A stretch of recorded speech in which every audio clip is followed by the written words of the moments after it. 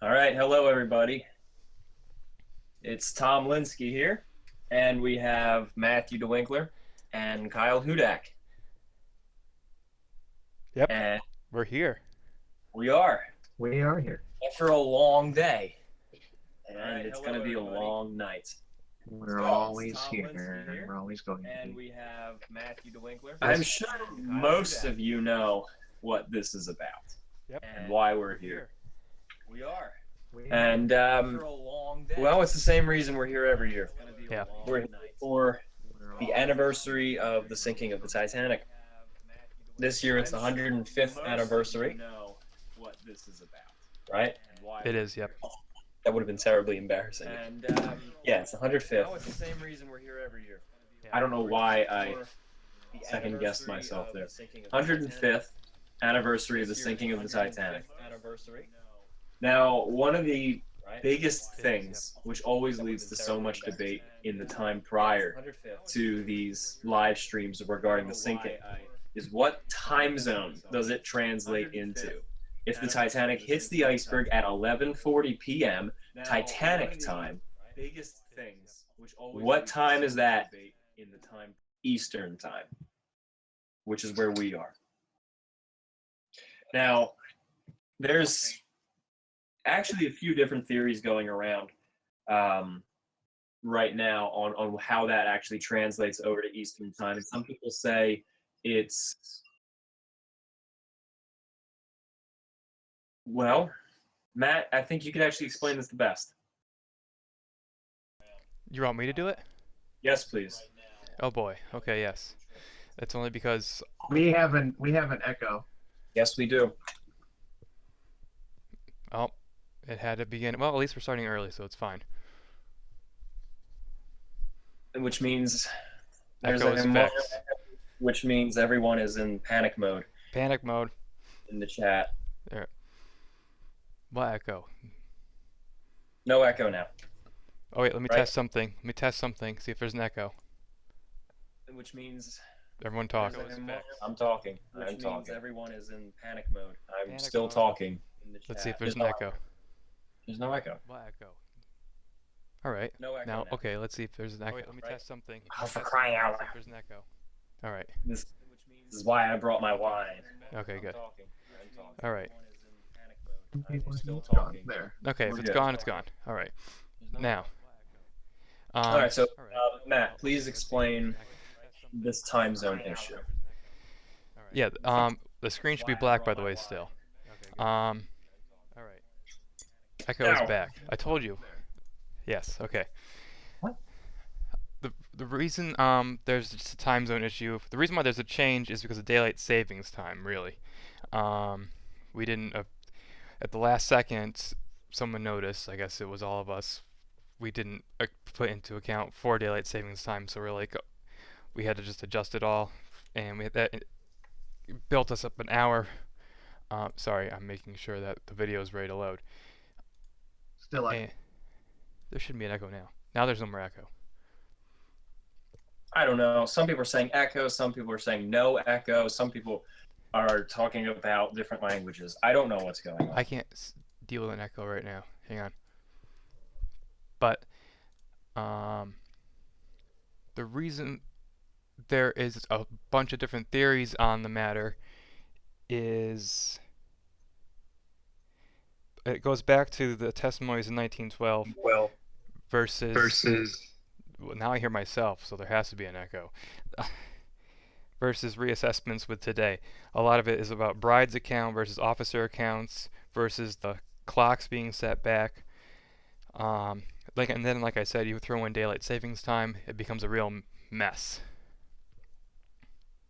So yeah, that's right. there's me again. The calculations that we go off of is from our historians who have calculated themselves. But one of the main pieces of evidence that they cite, and this is why we say our Titanic thing is at 10:07. There goes my wine. 11:07, I should say, actually, now because of daylight savings time. Those are based heavily off of the original calculations done by Captain Arthur Rostron of the Carpathia. It was Officer Lightoller, I believe, as well. There were at least 3 different Titanic crew, or ship crew from different ships at the time. And they all calculated this time difference. And these guys are experienced sailors, and they were actually there, and they know how time zones were calculated back then versus how they are calculated today. So there's a lot of good reason to trust them. But on top of that, there's actually physical evidence to back this up, and that's the clock of the ship. It had a master clock, which basically ran every clock on the ship. And that was on the bridge. And that read a certain thing. Matt, are you able to explain this the best? I could have done this a year ago. The chronometer on the bridge? Yes. Yeah, well, it's basically just a clock on the bridge. And, I mean, it was recovered from the wreck site, and the hands could have been moved during preservation, but they're at a certain time, and that certain time, if you take into account some of the theories of when the change between time zones, depending on which theory you go off of, it either means that the bridge went underwater at, I believe, oh gosh, I don't have it off the top of my head, either at like 208 or like two like ridiculous times that don't make sense. One that makes sense or one that does not, and we're going off of the one that makes more sense. Right. That's the point. Yes. So that's why. So we go off of that calculation, and that. I don't think I said chronometer right. Isn't it chronometer? Chronometer? Yeah, I don't know. No, It's 11 o'clock. I'm not supposed to be up this late. Past your bedtime. I do go to bed at like 10:30. All right. That's why we go off of that, and therefore 10:07, and that is the calculations that the survivors from the Titanic and the Carpathia say the time difference was. That's what the investigations said. That's what everyone back then said. So there you go. Now, right now in Titanic world, what time is it, Matt? 11:35. Thank you. Oh, smart. 11:35 in Titanic world.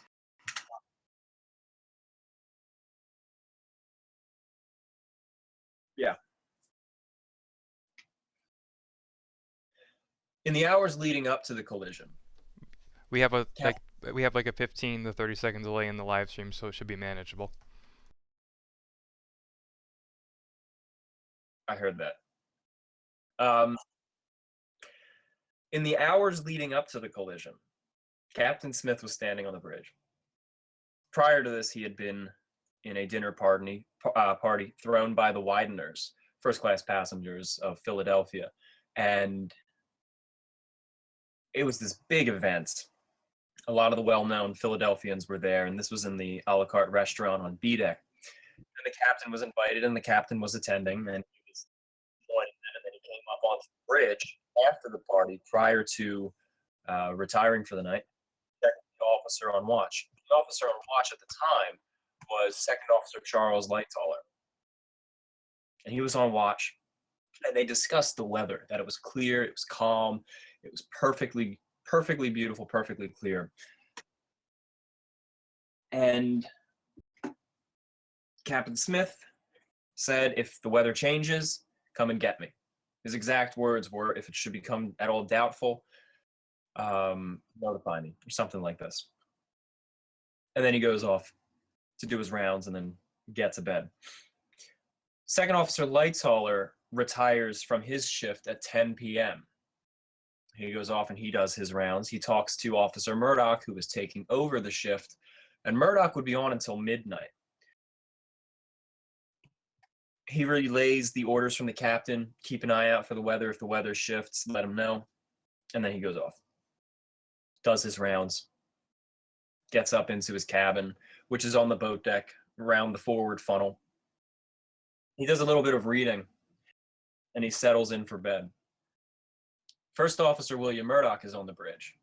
alongside 6th Officer James Moody, Quartermaster Robert Hitchens, and in the crow's nest, the lookouts platform, is Lookout Frederick Fleet and Reginald Lee. Right now it's 11:38, and we are getting up close to this time when they spot the iceberg. Now, yesterday we discussed the events of the collision and all the different weather conditions and how the haze or the mirage played against them and the reactions that Officer Murdoch did and how all the crew reacted. So we won't go into the details. If you want those details, listen to yesterday's podcast. It's on our page. So we're just going to splash right through this and then jump into how the crew started reacting after the collision. It's 11:38, coming up on 11:39 now. Matt, since you're our timekeeper, why don't you call out when it hits 11:39? Get ready. It's about 11:39. Ah, there it is. So Titanic is sailing through the night at about 22 knots.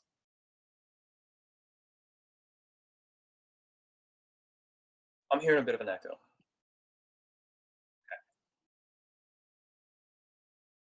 So Officer Murdoch on the bridge sees an absence of stars on the horizon, and he knows right away what this is. It takes half a second to assess. Do I go starboard or do I go port? He rushes onto the bridge and he shouts, hard to starboard, which means turn the ship to port. Confusing, right? No, not really. They knew what they were doing. Frederick Fleet at the wheel throws the wheel over to the left. 6th Officer relays the orders, hard to starboard. The lookout bell rings and they shout, iceberg right ahead, through the telephone. 6th Officer Moody on the telephone. Moody says, thank you. Murdoch puts the engines to stop, which is standard procedure to try to avoid an object. And at this point, that's all they can do. The wheel is hard over, but it hits. Now, we had also discussed, had the Titanic hit at a glancing blow, or did it actually ground, like everyone on the Titanic said it did? Recently, I'm really enjoying the fact that we're going back to some of the original theories of the Titanic's crew and survivors and assessors about how Titanic grounded or the time zones. I'm actually liking this because it simply makes sense to take their word for it when it's there, and now we have the evidence backing it up, so I am liking that. And we discussed the possibility of it grounding in yesterday's podcast as well. So Titanic passes the iceberg. There are 2 quartermasters on the poop deck on the docking bridge, and they see the iceberg go by. And they didn't even realize it was an iceberg. They thought it was the sails of a windjammer, which is a type of sailboat. And it just passes by, and they don't think anything of it. And they stay there for a while. Titanic continues on. It's still got the momentum behind it, so it's slowing down very, very slowly. But the engines are off. Most people on board slept right through it. However, the crewmen who knew what to look for, such as the captain or 2nd Officer Lightoller, they felt it. They knew something was up. Captain Smith quickly gets up and he goes right onto the bridge. What was that, Mr. Murdoch? And they start discussing it. They start saying it was an iceberg. Put the ship hard to starboard. We stopped the engines, but we still hit. Watertight doors are closed. And then the orders start going out on what to do, how to handle the situation.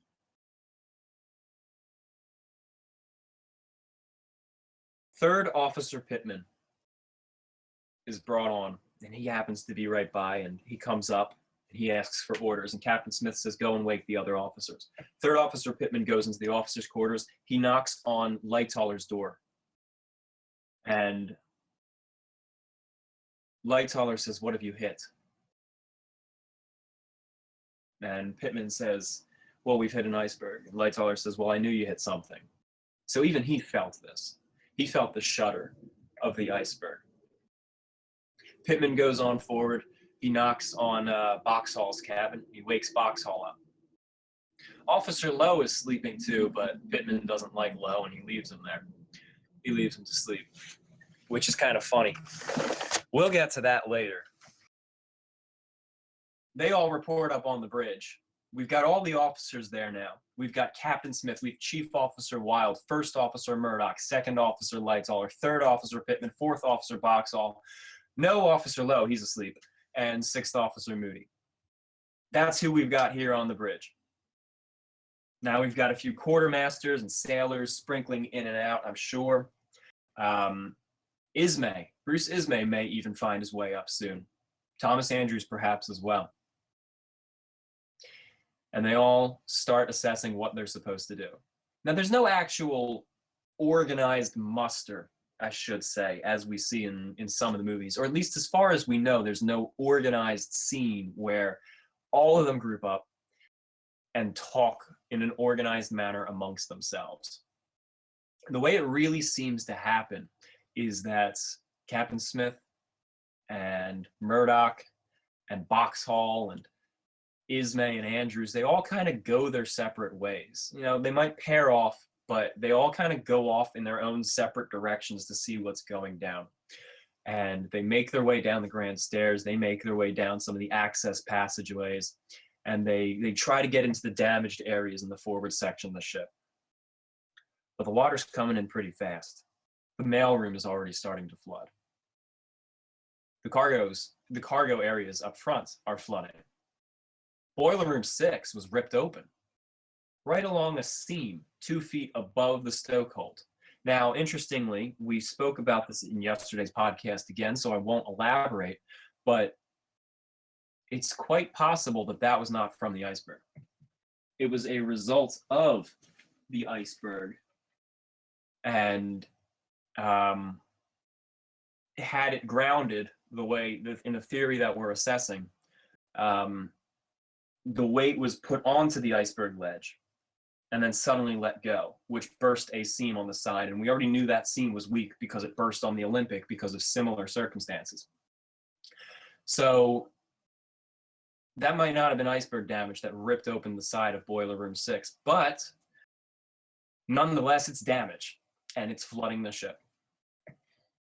Frederick Barrett, the engineer, the stoker in charge of the watch in Boiler Room 6, quickly evacuates them, and he gets them out. And they start closing off the boilers, and meanwhile, Thomas Andrews, the chief architect, he finds his way down.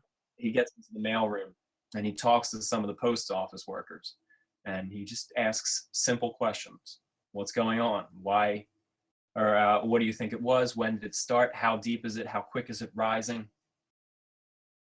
Basic questions to try to assess what the situation is on the Titanic. But Andrews is quickly realizing something, and that is that a lot of compartments have been ripped open. And I mean, Titanic's unthinkable, or at least that's what people think, or at least that's what people think today. They didn't really think it back then. Back then, they thought it was just a very safe ship. And a lot of the crew and a lot of the, even a lot of the press and even a lot of the passengers got that it wasn't really called unsinkable, that this was just a hyperbole, so to speak. And they just kind of accepted that. What they were really saying was this is just a very safe ship, a very well-built ship, and indeed it is. But unfortunately, the iceberg got the better of it. And a lot of compartments had been ripped open. Titanic could survive with about 4 compartments, maybe 5 in best case situations. But 6 were ripped open on the Titanic right now. There's that 6th compartment, which is Boiler Room 5, which is ripped open. But it's only slightly ripped open. It's not actually fully ripped open. It's not gushing in violently. It's really only 2 feet beyond the watertight division. And that those 2 feet are contained entirely in the coal chute. and it's flooding in there. So they close up that door for the coal chute, and that door's not watertight, so it's not going to hold, but it'll block the water slightly. And any water that actually does make its way into Boiler Room 5, Titanic has pumps, and it can pump that water out. So they quickly activate that. But the problem is Titanic is holding really darn well. Titanic is withstanding the damage really well. So even the chief architect is looking at the damage, and he's sitting there thinking, and it really takes him a while to figure out, is this ship in danger? Like, is this ship actually sinking, or is it just very badly crippled? And that's what a lot of the crew are trying to figure out right now. Captain Smith finds his way down. Bruce Ismay finds his way down, as well as a few others. Now, there are certain firemen and engineers. There's Mr. Hesketh. There's, who are some of the other ones who gave reports on damages that they saw? I'm going through my notes quickly. You're not muted, right? No, I'm not muted. Barrett, Well, Hesketh, Beauchamp. I can't say his name. He's in boiler number 6 as well. one thing of interest is that no damage is actually seen except for the tear in the side of Boiler Room 6, which, like we said, might not have actually come from the iceberg itself. All the rest is just flooding. They see water piling up in certain compartments, and they don't know the actual source. They don't know where the damage really came from. They decided to start up the engines back at half speed. It's been about 10 minutes now, and over 1 million gallons of water has found its way into the Titanic, but the Titanic hasn't even developed a list yet. Titanic is able to go ahead. It probably could do full speed, although that wouldn't be smart. Instead, it's just doing half speed. Is just keep the momentum up. They want to keep steam going. They want to know, or they want to feel secure that if the ship has to continue on, or if the ship has to try to make its way to land or another ship, they just want to confirm that it can do it. And so they turn the engines back up to half speed and let it push on. A lot of people like to say, well, that's just Bruce Ismay ignoring the danger and trying to still get to New York on time. No, it's not. Ismay has nothing to do with this, despite what some historians might speculate. Because Ismay is downstairs assessing the damage alongside some of the others. So the ship is moving again at half speed. The order probably did come from the captain, of course. In fact, I would assume he's the only one with the actual authority to say, start the engines back up in this situation. But unfortunately, his exact thoughts and his exact motivations will never be known. Ship's going on at half speed. The order has been given to wake the passengers, but that's about it. Wake the passengers, tell them to dress warmly, assemble in the rally point, which is, for the first class, the first class lounge, which was closed at 11, and now it's reopened. Wake the passengers, get them all dressed, get them up there. I don't know the second class rally point. I think the third class rally point is the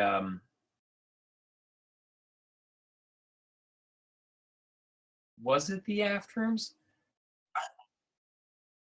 Feel free, Matt, feel free to weigh in. Don't mute yourself. I mean, I muted. I forgot. Chime in with some facts, but I'm not sure if it's the aft rooms because That's where they were at the end of the sinking. That's where they stayed. I do know that. I know they were told to go to the general room, but I don't know if that was later. And most of the third class passengers in the bow, once their room started flooding, they headed instinctively aft as well.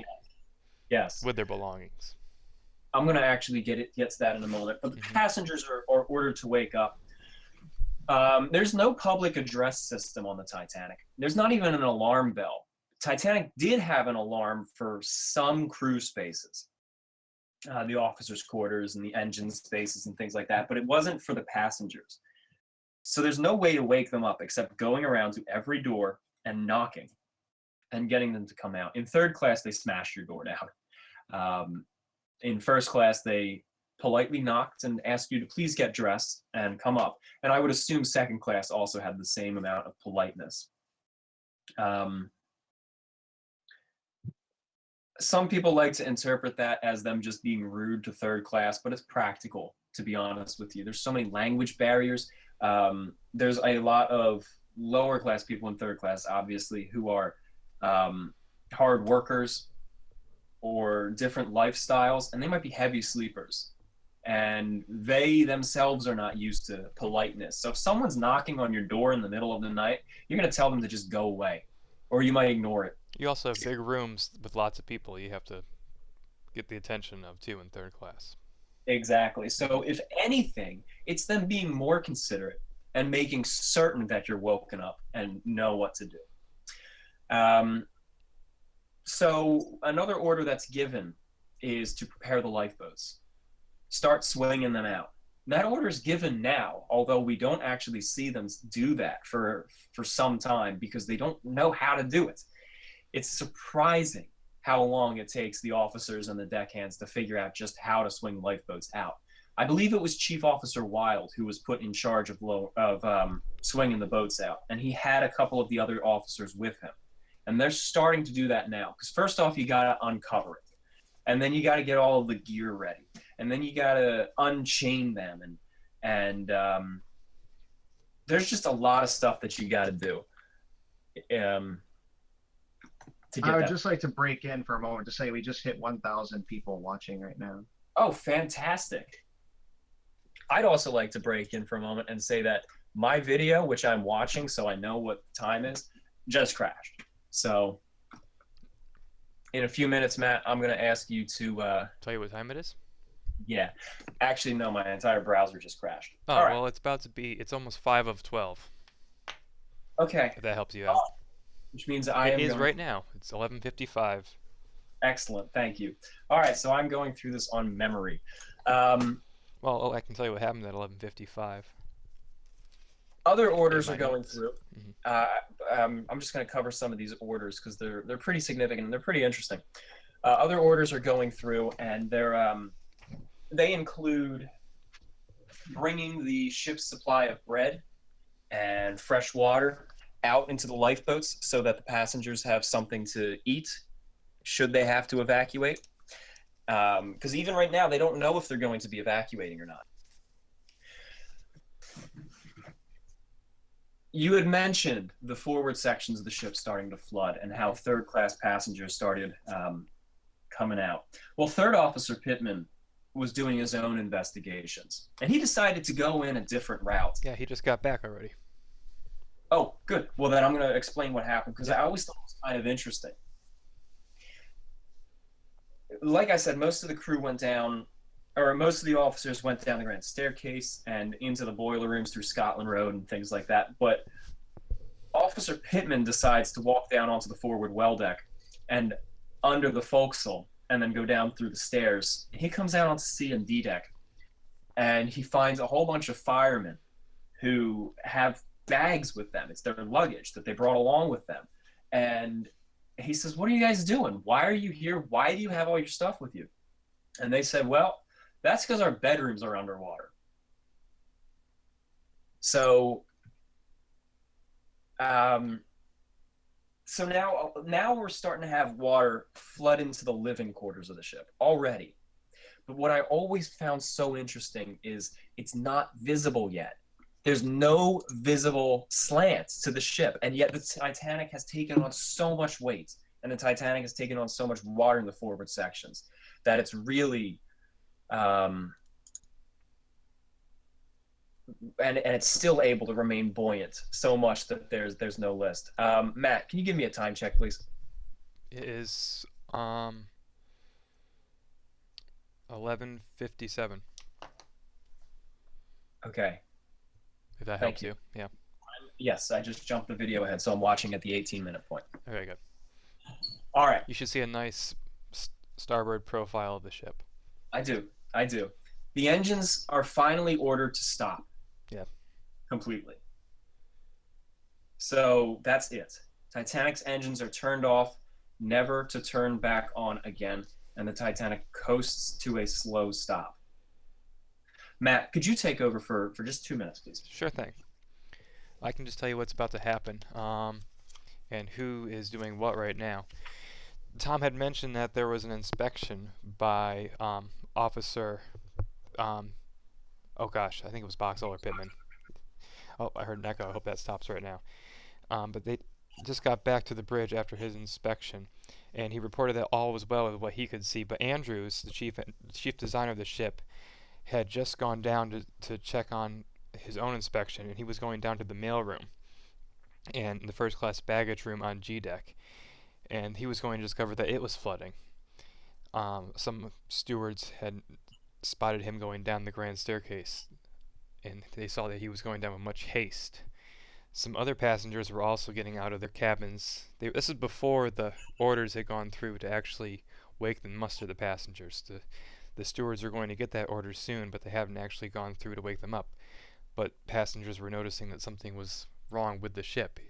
Not that they had felt the actual collision, but more that they had felt the engine stopped. That's what really got their attention. They're feeling that the ship had stopped making headway, and they're noticing that something is going on. Many of the first class passengers are coming out of their cabin and just looking around and seeing what's happening, ringing their steward, asking what's going on, is there any danger. And this is many of the rich passengers, which we talked about in our previous live streams from the other day. They're all coming out in their cabin, mingling around in the passageways. The time is almost midnight, and the Titanic still looks steady. Doesn't look like it's sinking at all, but she is. The water is flooding steadily into the third class spaces already on G deck. And this is, Tom was mentioning it briefly already, that this is where the third class men, single men, yep, it's 12 a.m. in Titanic right now, and the third class section of the ship is flooding, and they're going to have to get out of there pretty quickly because it's going to flood, and the crew is going to come down and they're going to close the watertight doors. Now, when the ship hit the iceberg, the crew on the bridge, they closed the watertight doors in the boiler rooms and the engine rooms and the cargo holds, but there are second sets of watertight doors which have to be closed by the crew by hand, by crank. And these aren't vertical sliding doors on tracks. These are doors that are closed horizontally. You can see those in the demo. You can see those in the demo, yeah.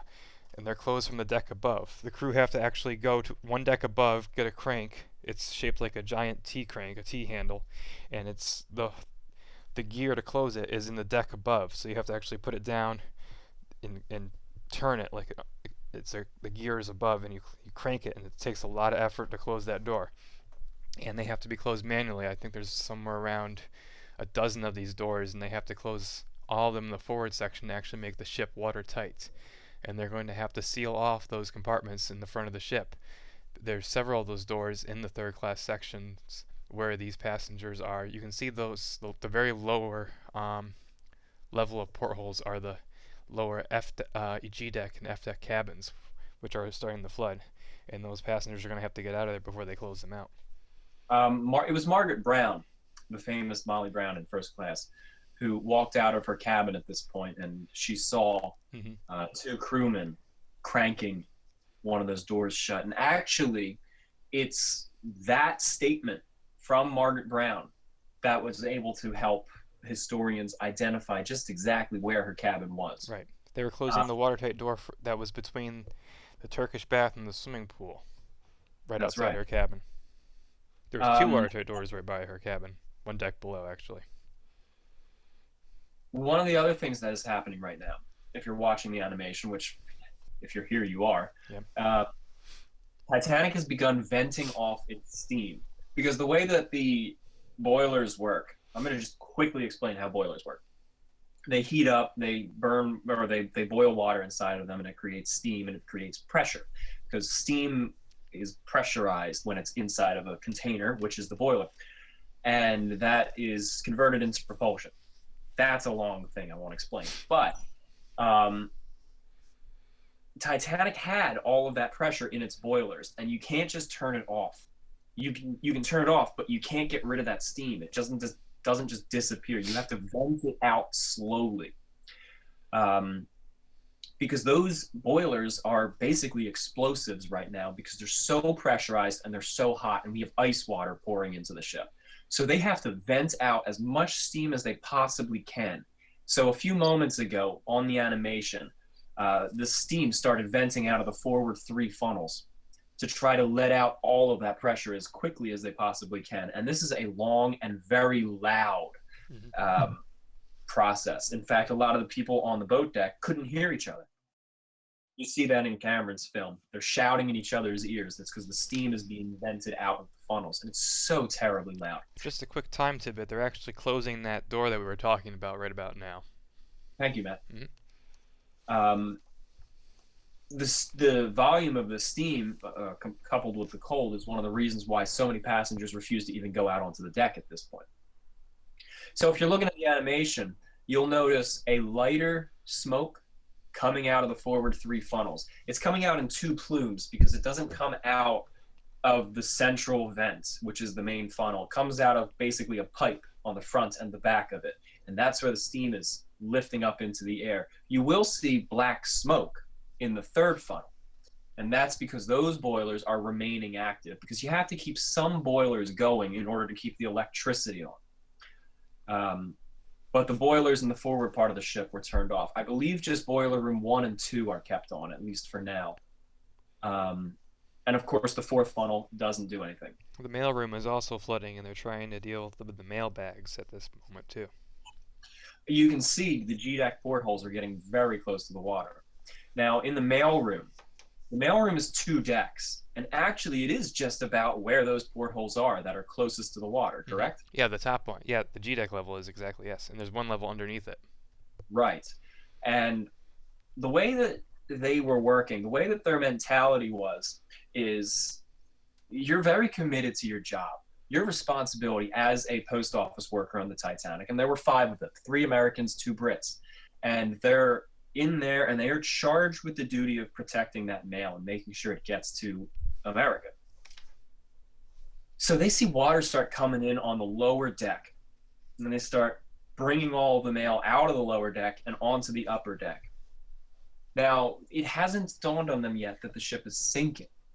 They just think the compartment is flooding and that the ship will be fine, but this compartment is flooding. So they got to get the mail out of there because it's going to eventually get to New York in their mind. So they bring it all up to the upper deck, which is those portholes right now that are just beginning to slide under the water. And they bring it all up to the G-deck level. And then G-deck starts to flood. Now they start bringing up those stairs to F-deck. There's basically a private access stairwell. Bill Sauter talks about this in depth in a Titanic Channel segment, which just recently came out, about hidden stairs on the Titanic, and you actually see it. We're going to be posting that video probably in about a week or 2 as an exclusive part, by the way. But if you ever want a visualization of that, watch that video. So they start bringing these bags, these heavy, like 100, 200-pound bags. You know, we're talking like 75 to 120 kilograms here. And they're bringing them up to F-deck now. I'm going to speed ahead. It doesn't quite happen just yet, but then F-deck starts to flood. And they got to bring it up further and further. So their mindset is to get the mail higher and higher, not realizing Titanic is actually sinking. They think it's just flooding because it's damaged. Right. Our friend the Baron is noticing that the squash court is flooding as well.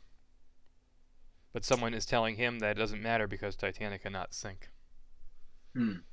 So they're really thinking that this is damage, obviously, but the ship will steady itself. Yeah, but they're still noticing right about now that the ship has a noticeable, for the first time, list forward.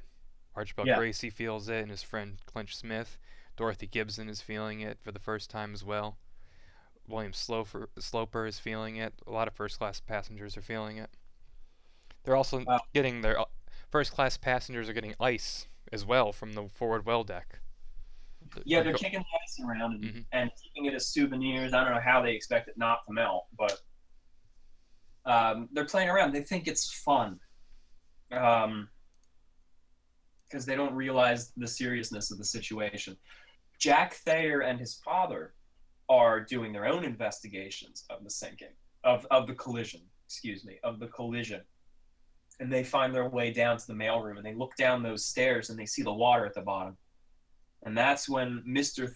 Thayer Sr., realizes this might be serious. Jack still thinks it's fun. He thinks it's an adventure. Lawrence Beasley in second class goes up to the smoke room and tries to find out what anyone knows, because he realizes the engines had stopped as well. And he goes into the smoke room, and he comes across a couple card players who saw the iceberg go by. And they actually have a brief debate as to how high it was. Some people say it was about 100 feet high. Some people say it was just 50 feet high. Then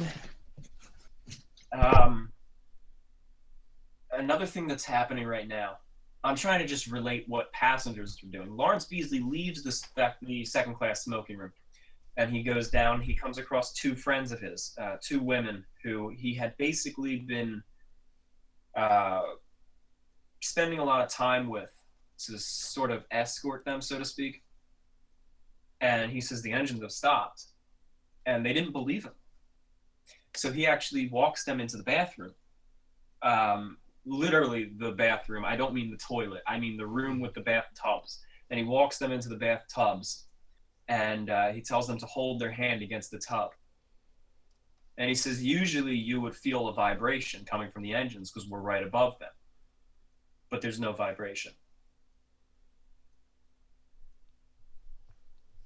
So Matt, what is the crew doing at this point? They're basically just doing the orders that we described, right? I know Pittman is not convinced that anything is wrong still, so he's heading back to see for himself. This is probably the point where he talks to the fireman. I think so. I know he's going back forward. I know. First Officer Murdoch is taking charge of the starboard boats, and Wild is on the port side, probably getting them all ready. It's 12:10 a.m. right now, so the boats are starting to get ready to get prepared. Right. So that nonsense is just beginning. That whole ordeal of getting the boats prepared, as you said, is just a hassle. One of the other things that is going on is the lookouts are still up in the crow's nest, and they're supposed to stay up in the crow's nest until they're relieved by the next. That's true. That they just got their shift just changed. Yes, it's midnight. So now Frederick Fleet and Reginald Lee they stayed up in the crow's nest until midnight, and then the next lookouts came up, and now there's actually two men in the crow's nest. Yeah, Hogg and Evans. Yes, thank you. So they're on watch, which, I mean, it's not significant at all, but I just always found it a little fascinating because for most of the people on the Titanic, it's still just business as usual. They don't realize anything is up whatsoever. The lights are still burning brightly, although actually the power does go out in boiler room 4. Was it? One of the boiler rooms loses power. Was it 6 or 5? It might have been. Obviously, I think it was one of the forward ones. Okay. One of the boiler rooms goes out, and then they send, I think, Hesketh to get oil lamps. He goes rushing down to the oil store, and he picks up these oil lamps, and he goes rushing back. But as I read my notes, we'll find out. What's that? As I read my notes, we'll find out. Okay. And he gets back to the boiler room, but it turns out the power was restored. Mm-hmm. So there are situations of Titanic's power failing, but it's quickly able to restore, usually based on the hard work of the crew. Mm-hmm. Captain Smith is on his own inspection tour of the ship. Do we know anything about it? Do we know where he specifically went? Well, stewardess Ann Robinson saw him heading down to the mailroom as well, probably with the purser and Thomas Andrews. Robinson saw them together. Yeah. The mailroom was a very important place to go because that and the boiler room, those are the only manned places that are currently flooding. and it's more than likely that just under the mailroom was where it broke open. So they were probably one of the very first places to flood. In fact, the mailroom, apart from boiler room 6 and 5, the mailroom literally is the first place to flood that has crew regularly in it. The rest was all cargo and forepeak, which are empty. It's just cargo. Right. There's not even lights on in there, yes. What's that? There's not even lights on in there, so yeah. Right. So the mailroom and boiler rooms 5 and 6 are the main places you go for the assessment. Now, you can get to the cargo holds through like tight passageways and ladders, but as far as we're aware, no one actually goes in, right? Mm-mm. Right. They just get reports that it's flooding. What? They just get reports that it's flooding. They know that it's flooding from looking down hatches, etc. Right. But no, the captain's on his own inspection, and along the way, he examines the mailroom with McElroy. Possibly also Bruce Ismay is down there as well, because I believe it's Violet Jessup who sees the captain coming back up with Ismay, and I think Dr. Olafin as well. And they all smiled at her and tried to make her feel cheery, even though she could tell that they were all looking rather serious. I think Andrews was among that group also, or he was heading off somewhere else, and he looked rather grim. Right. Mm-hmm. Right. Oh no, she also encountered Wallace Hartley. She ran into him and I believe John Hume. Getting ready to play their tunes to calm the passengers as they're getting ready to evacuate the ship. Okay.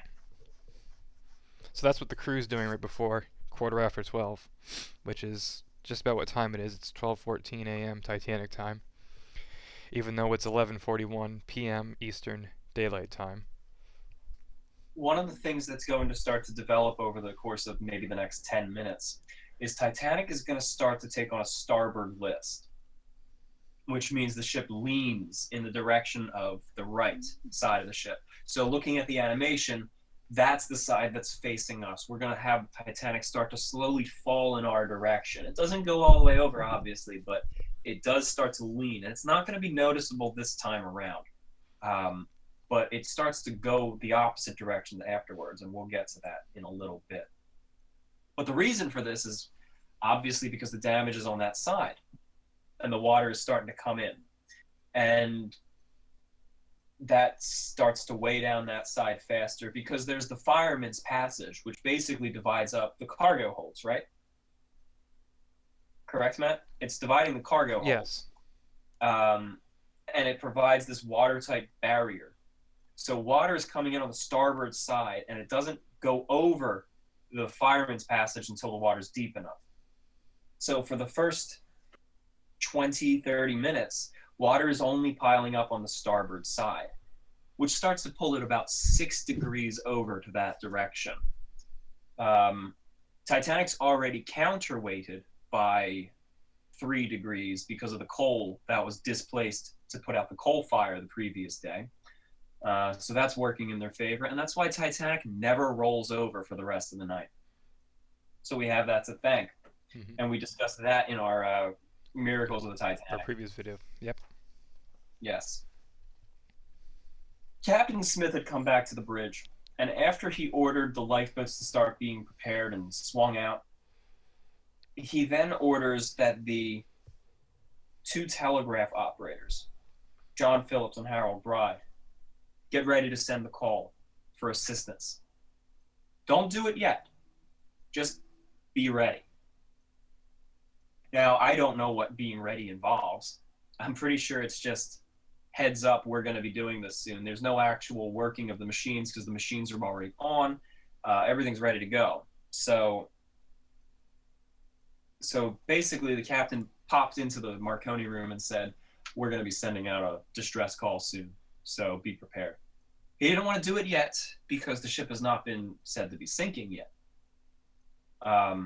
Thomas Andrews is still trying to figure it out. There's a mathematical formula that every shipbuilder knows that basically can tell you the amount of damage that you have, and will it sink you? And he's quickly trying to work out these formulas as fast as he can. He's got all of the ship's plans unsprawled, but what's really confusing him a little bit is just how well Titanic really is holding up. He designed a really good ship, an incredibly good ship. In fact, one of the best built ships of the time.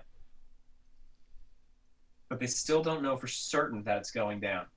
We see it here in this animation. It clearly is sinking. In fact, 2 hull decks of portholes are underwater. But you don't notice it when you're on board. One of our friends and advisors, Ken Marshall, was an advisor on James Cameron's film, Titanic, in 97, Titanic, the film. And most of you are familiar with how they filmed it. It was really a ship, like they really built a physical set of a large portion of the Titanic, and they really tilted it. And they could tilt it up to about 6 or 7 degrees forward. Well, right now we're at about 3 or 4 degrees forward. Probably less, quite honestly. And he says, you notice it at first, but you get used to it so quickly. Within just a few minutes, you forget that the ship is leaning forward, because subconsciously your body adjusts to it, and you block out the unevenness. So with these passengers and crew on the Titanic slowly being gradually lowered into this tilt, they don't notice it. And obviously you can't step away from the ship and see all these rows of windows are underwater. So he's quickly trying to figure out, are we sinking, or are we just down in the head because of the extra weight of water, and eventually the ship will stabilize itself. And he's trying to do this as quickly as he can. So the captain puts everyone on alert. Everyone's being woken up, but we're not launching the lifeboats yet. The orchestra is being ordered to go play for them to keep them calm and busy while they're waiting. The telegraph operators are sitting there waiting, get ready to send out the call for help, but don't do it yet. We're going to probably, no, forget what I was just going to say, because that doesn't come up yet. So everything right now is waiting on Thomas Andrews. And he's trying his hardest, but everything is waiting on him. Going through the mind of J. Bruce Ismay, the owner of the Titanic, he's thinking about how few lifeboats are on board. And again, we talked about this in the Miracles podcast, because more lifeboats would have killed more people. They would have been in the way. If you want to find out about that, go check out that podcast. We don't have the time to elaborate on that right now. But no matter what, whether it was a good decision or not, the simple fact is there's not enough lifeboats for everyone on board. And he's certainly thinking of this right now.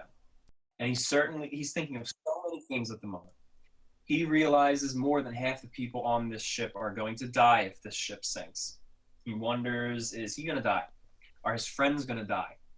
And as a businessman, he's wondering what's up with his company. What's going to happen to that? And he's not being callous or anything like that. That's just what you think about. At some point, it is going to cross your mind during the night. But we have good evidence from Ismay and from others who saw Ismay that business was his lowest priority for the rest of the night. All he cared about was saving people. And we'll get to that in a little bit. If you look closely at the animation right now, you will see the ship is leaning slightly over to the starboard, maybe 2 or 3 degrees at this point. Because of the angle of the camera, it's hard to see. But it is there. It is there. Matt, what's going on? They're just preparing the boats. They're not, like they said, there's no order to actually load the boats, but they're just getting ready to launch the boats, to pull the boats out. But the steam is really hindering their efforts. That's right. They want the passengers to coming out on the deck. Here we go, right there. I'm watching the the time, and it is now 12:22 Titanic time. And at this Yes. time, Thomas Andrews has finally come to the completion of his calculations, and he realizes Titanic will not survive. It has about an hour at best. That's it. Another hour, and she's going to capsize. That's what he's thinking. He doesn't realize that the coal fire the previous day actually will prevent it from capsizing and will make the ship last longer. That's why his estimation was off. Because the coal fire is a really odd variable that you just can't predict, and it's actually going to come to the rescue. So he tells the captain, we're sinking. Prepare the evacuation.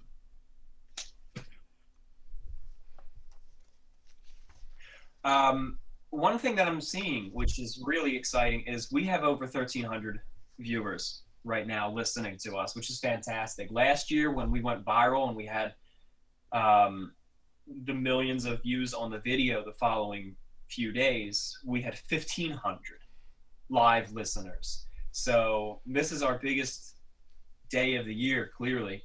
And it's always just great, to be honest with you. If I may pause, because this is a slower time in the sinking, if I may pause to just say, it's a real honor to have you guys tune in with us. And it's nice to see that so many people actually care about history and they care about the story of the Titanic, and that they actually want to spend the middle of the night listening to us talk about this, and to the best of our abilities, because we're not perfect and we do make mistakes, but it's just nice that you guys would join us, and I really appreciate that. Yeah, I would like to mention that according to the numbers on our podcast archive, 1,500 was the number of unique listeners that came in and out throughout the course of the podcast that we held at that time. The peak listeners at one time was 440, it seems. Oh, so we blew the number away. Awesome. It would seem like it. Thank you. I don't know how it works, so cool. Whatever. Okay. I'm happy for everyone who's ever here. So, for those of you who are with us, who don't actually know about us or who we are or about our project, we're making a video game. We're building the whole ship. We're building it inside and out. We're recreating the entire Titanic, which you can explore. You get to experience the voyage and the sinking. And you can visit our website at www.titanichg.com. It's currently being funded out of our own pocket and through contributions, which you can make online by going to the contribute page. But we are aiming for a AAA game, which is a large-scale, high-budget game, and we're seeking investors. But the indie version of it still. Yeah, the indie version. Now, back to Titanic. It's 12:25 a.m. in Titanic world. I have to turn my page in my notes. Hang on. Well, right now, the first distress call goes out. Yes, it's true. Sorry. Thank you, Matt. Yep, it's happening. CQD. It goes out. They send it out. CQ basically means a call to attention. And D means distress. It's a British call. Now, everyone in the ocean is going to know what CQD means, whether you're British or not. But it's a British call that goes out. It means we need distress. It isn't for another few minutes that Titanic decides we're going to send SOS. They didn't do that right away because that's not what they're taught to do. SOS is a new call that really didn't come about until just a few years prior. Titanic's not the first ship in history to use SOS. It's one of the first. And it's certainly the first famous ship to use SOS. But they don't do SOS right away. The difference between CQD and SOS, as I said, CQD is British, whereas there was a conference in 1907 which basically wanted to set a regulation for international calls. And SOS was the international call. I'm sorry. I might actually have been mistaken. CQD might have been Marconi. It might not have been British. It might have been Marconi, which was the company that ran the telegraphs. You're the Marconi expert. I know that the German ship, the Frankfurt, had a hard time understanding what CQD meant. And it actually really angered Titanic's telegraph operators because everyone's supposed to know what CQD meant, but they didn't have Marconi. The only reason I'm second guessing myself on this and saying CQD might not have been British is because Captain Smith's words were, send the regulation international call for help, just that. And to them, that meant CQD. So if they're, in their mind, CQD was international, well, then it's not British. Well, it's international if it's working, because Cape Race is reading Titanic's first distress messages right about now at 12:27. Right. All the way in Newfoundland. Canada. That's where North Newfoundland America. is. Yep. Land is picking it up. Hey, Matt. Yeah. Never mind. Sorry. All right. I was gonna ask how far is Cape Race from Halifax, but it's not even the same province. 600. Oh, I don't know. Okay. It's not even the same province, so never mind. I was asking for personal reasons. Yeah, you got it. Yeah. Yeah. One thing that happens right about now, that gives hope to so many passengers and crew who are now starting to be worried because they know the list is going on. They notice it. Some of them notice it. They see the lifeboats being swung out. They know the ship has stopped, and they know the crew is frantic. They know the officers are frightened. So one of the things that actually alleviates their hope or alleviates their fears is a few clicks off the port bow, two lights appear right by each other. A mast light and a green light, which shows the starboard side of a ship. And it's another ship. There's another ship there. So that calms a lot of the passengers, but it actually has a negative effect. Because in a few minutes, they're going to start telling passengers to come out onto the boat deck and get into lifeboats. Well, they see this ship in the distance, and they're like, no, I'm going to wait for that ship to show up. I'm not going into a little rowboat on the ocean right now. I'm going to wait for that other ship to show up. But they don't realize that other ship's not on its way. That ship is commonly accepted to be the SS Californian. There's a lot of debate as to whether it is or whether it is not. I think it is. But their radio is off, and they're not picking up any of the distress messages. Titanic's crew sees this ship, and they're relieved. They think, all right, our telegraph is going to pick them up. They'll come here. No problem. That's it. We're going to be fine.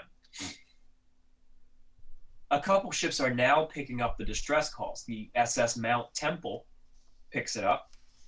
The Frankfurt is picking it up. A few other ships in the area start to pick it up, but they're not quite in the area. They're not usefully close. They're just within range. If they were to turn and sail towards the Titanic, it might take them 6 hours or more. So they are getting the messages, but it's not actually useful. No one's close enough. No one's close enough, exactly. Except that ship on the horizon. So they're entirely relying on the telegraph. This is why Titanic does not have that many lifeboats. This is why no ship of the era had enough lifeboats for everyone on board.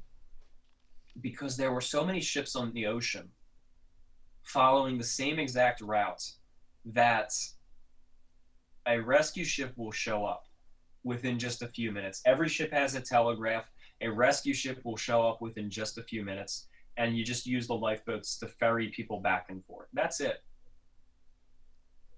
So they're entirely reliant on that telegraph. But the problem is, no one is picking it up that can help. And that ship on the horizon is not picking it up either. Only about now do the crew manage to get the lifeboats to start swinging out. Yeah, the first one's starting to get swung out right now.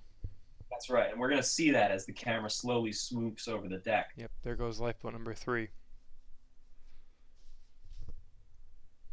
Clip, clip, clip. But yeah. Yes. Who's working the boats on the starboard side? Murdoch. I know Murdoch did the launching on the starboard side for the most part. Right. I assume he's here now. I think his inspections of the ship have ceased. Right. I believe it's Murdoch as well. Yeah. Murdoch is doing the forward starboard boats. And Wild is on the aft starboard, I think. right. And Lightoller is all around on the port side. Right. The general rule of thumb, which people seem to mostly accept, and we even say it in our podcasts because it's easier to explain, and oftentimes we're pressed for time. We generally say the rule of thumb is Murdoch is the starboard side, launching the lifeboats. Lightoller is the port side. While that's not exactly true. Actually, Chief Officer Wild kind of mingled in with both sides, and he launched a few lifeboats of his own. Third Officer Pittman launched a few lifeboats of his own. In fact, some of the crew even saw Captain Smith loading up some of the lifeboats on the forward port side alongside Lightoller. Moody helps as well, I believe, right?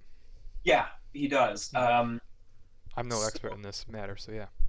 So most of the officers are on deck, including the captain. All 6 of the officers are loading up and swinging the lifeboats, except Lowe, who's still asleep. Right. Groggy Officer in his cabin. Yep. Yep, he's still in his pajamas. He's fast asleep. No one woke him because no one likes him. That's literally the reason. I'm not just saying that to be ridiculous. That's literally the reason why no one woke up so well. And he knows. These 3 boats are 3 boats that are going to be actually lowered from the open promenade deck on A deck right there, actually. Unlike most of the other boats. Which is an interesting fact that we'll get to later in the forward boats and how difficult it is to lower them. We talked about that in one of our earlier podcasts. You know, it's midnight, and my neighbor's car alarm is going off. Do you hear that? I hear it. I don't know if they can hear it. If only Titanic had car alarms. I'm terribly sorry. My windows are closed. There's literally nothing I can do. They got it. Thank you. I apologize for that. Yeah, these lifeboats are going to get swung out. The way that these lifeboats were meant to actually be loaded is from A deck. And that's why the Olympic had its A deck promenade completely open the whole length. And Titanic was originally going to have that as well. But they sealed off that forward section. So only the aft lifeboats could really be loaded from A deck. And that's what we're going to see throughout the sinking. And you're going to see it in the game as well. There's actually one officer, in addition to Lowe, who's not on the lifeboat duty. He was on lifeboats, but one of the officers, I think actually the captain himself, told him to go and take the sextant, take some of the maps and charts, and recalculate the position. Because if we're sinking, rescue ships need to know where to go. So he walks up to the bridge, he looks over the bridge wing, probably the starboard side, and he looks off the stars. And they had a position for the Titanic, but it was a rough position. And this position was given to the telegraph operators. It was very... What? Is this Boxall? Yeah, this is Officer Boxall. Fourth Officer Boxall. I got it right. Yes, I told you I wasn't an expert in the officers, but I'm getting there. You're getting there. Yeah. No, you're good. Good job. Expert in ship design, but not officers. I'm on a learning curve in the opposite direction. Yeah. They had a rough position, and it was literally just based off of the direction Titanic was heading. It's like, well, we were in this position a few hours ago. We sailed this long, and we turned this much. So this must be roughly where we are. And that's all they had time to give the telegraph operators at the earlier points. So now they told Fourth Officer Boxall, I need you to recalculate and get us an exact position so that the telegraph operators really know where to go. And that's why, if you read the transcripts of the telegrams, that's why the position changes over the course of the night. and is also one of the things that led to confusion in finding the wreck. Yep, they're all looking in the wrong spot for so many years. Yeah. I mean, it's not a mistake. Mm-mm. It's not like they were being negligent or anything like that. It was just simply, that's how ships worked. You know, it takes time to figure out the position. They didn't have a real reason to know exactly where they were until now. So it's So almost just a coincidence that the lifeboats were discovered. it was by coincidence. Yep. One of the ships picks up the distress call, the RMS Carpathia, 56 or 58 miles away. 58, And- right? Thank you. Mhm. And they pick up the position, or they pick up the distress call, but they don't actually pick it up. It's not so much that. The telegraph operator, Harold Cotton, was going to bed, and as he's getting undressed, he decides to just turn the machines on and see what's going on. And he hears Cape Race, which was the Canadian telegraph position that Titanic was originally communicating with before it went into panic mode and started communicating with all the local ships. Cape Race is still trying to communicate with Titanic and find out what's going on and relay traffic. Cape Race doesn't quite know what's going on. They're still trying to piece together the situation. Well, Carpathia hears Cape Race's message, and most ships have weak telegraphs, and they're used to the fact that you have to relay someone else's messages, so that it travels kind of leapfrogging across between ships. So they hear this message coming through, and they don't realize Titanic's able to communicate with it. And so they start transmitting to Titanic, and they say, hey, I'm getting messages from Cape Race. Do you want them? You know, Cape Race is trying to send you a batch of messages. But Titanic interrupts that message. Jack Phillips, the Titanic's chief operator, hears the Carpathia message coming in. He hears how loud the spark is. He hears that it's a close ship, kind of close. And it makes him jump. He doesn't know the ship's sinking yet. He hasn't had it confirmed. He just knows they have to get distress. And his job is to get a ship coming.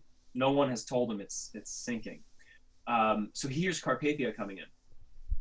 And he says, come as quickly as possible. It's a CQD, old man. Here is our position. Carpathia says, should I tell my captain?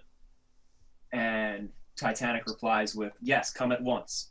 Carpathia's operator, Harold Cotton, jumps out of the desk. He runs out onto the deck. He goes running onto the bridge where two officers are on watch.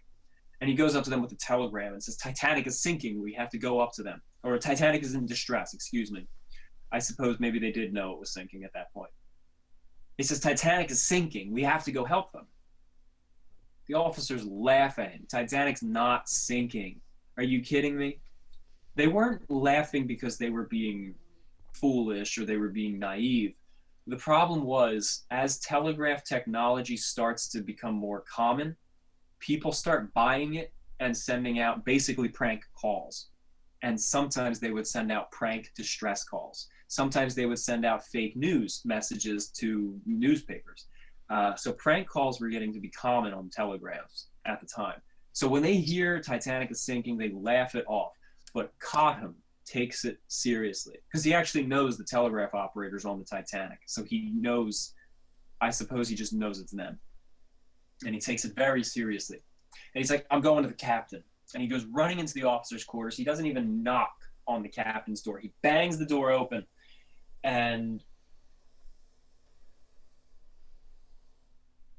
he bangs the door open. And the captain Arthur Rostron of the Carpathia, jumps out of bed and he's furious. Why are you banging my door down? Why are you coming in the middle of the night? I'm sleeping. And I'm the captain, for crying out loud. You're supposed to have respect. And the officers on the bridge come rushing in and they're apologizing for not stopping the telegraph operator. And Cotton just interrupts them and he says, Titanic is sinking. Here's the distress call. And the officers don't take it seriously and they say, sorry, we should have stopped him. But the captain reads the distress call and he sees this. And he says, tell them we're coming. I'll elaborate more in a moment. But right now, the first lifeboat is leaving the Titanic. Matt, this is your area of expertise. Oh yeah. I'll be right back in just 1 minute. Excuse me. Matt, take it from here. Lifeboat 7 is now leaving the Titanic, and I believe there's only about 28 passengers on board this boat out of 65. And the majority of passengers, I think all the passengers on this boat, are first class passengers who are waiting just around this boat with not much else to do, and they just decided to get in. And in this boat are some famous passengers. The movie star on board Titanic, Dorothy Gibson, is in this lifeboat with her mother, who decided just to get in because if they were on a sinking ship, they were going to get off of it. And the reason why, Tom mentioned earlier a little bit, that this boat is so empty, like I said, 28 seats out of 65, is for one, no one wants to leave this sturdy, steady ship and get into a small rowboat compared to the size of Titanic. If you look at the gigantic mass of Titanic compared to this small, dinky dinghy of a lifeboat, which one looks stronger? The Titanic does. Until you have our perspective, you can't tell that the ship is actually sinking by the head. I think we're about to actually see another event occur in just a second, which is the opening of one of the shell doors on D-deck. What's happening here, there it is Second Officer Lightoller was planning to actually disembark passengers from this gangway into lifeboats. So he ordered some crew members to head down to D-deck and open the door in preparation to lower a boat down to the water and then disembark passengers into the boats from that gangway. But it was a plan that never came to fruition. So once we get later on to the sinking, once we get later on to the night, we'll talk more into that and how that actually possibly hindered the sinking of the vessel more. I'm back, by the way. Okay, welcome back. Thank you. We briefly mentioned the gangway door. We'll talk about that later on. I heard the last few minutes. Okay, good. But it's 12:45 a.m. Titanic time. Some things are going to occur. Some more ways to try to contact for help are going to go down. Not just yet, though. In correct? a few moments. In a few minutes, yeah. All right. There are a few ships right now that have responded to Titanic's distress call and say that they're on their way. The Carpathia is the only one that actually has any hope of really coming and helping. There's a few other ships that have said that they're their position, but the Carpathia is the only one that actually might help them. You also see Lifeboat 5 being launched right now. Lifeboat 5, yes. Is it 5? Yes. Lifeboat 5 is being launched, and that has 36 passengers on board. And that actually encounters some difficulty when it's being lowered. Just one side of the falls, you'll see it in just a few seconds. But one side of the falls gets tangled up, and it gets lowered unevenly. So you have like the aft end gets lowered before the forward end, and it tips, scaring some of the passengers. That would scare me. It would scare me as well. The steam's still rolling out of the funnels as well. Back to the Carpathia. The Carpathia was stopped because it was surrounded by ice, which is the same situation as the Californian. But the captain orders that the engines turn back on. Not only does he order that they turn back on, but he orders full speed. In fact, he orders more than full speed. The Carpathia had a full speed of 14 knots. He orders that it do 17, which is dangerous, so to speak. But he still orders it, and they do it. And the ship actually does go that fast. It pressurizes the boilers beyond their capacity, and it's just by some luck that they don't burst. But he does all sorts of things in preparation. We have rockets being launched too. Yes. Fourth Officer Boxall finished calculating the position. He relayed it to the telegraph operators, who are now updating every other ships. And then he goes back onto the bridge, and he starts launching distress rockets.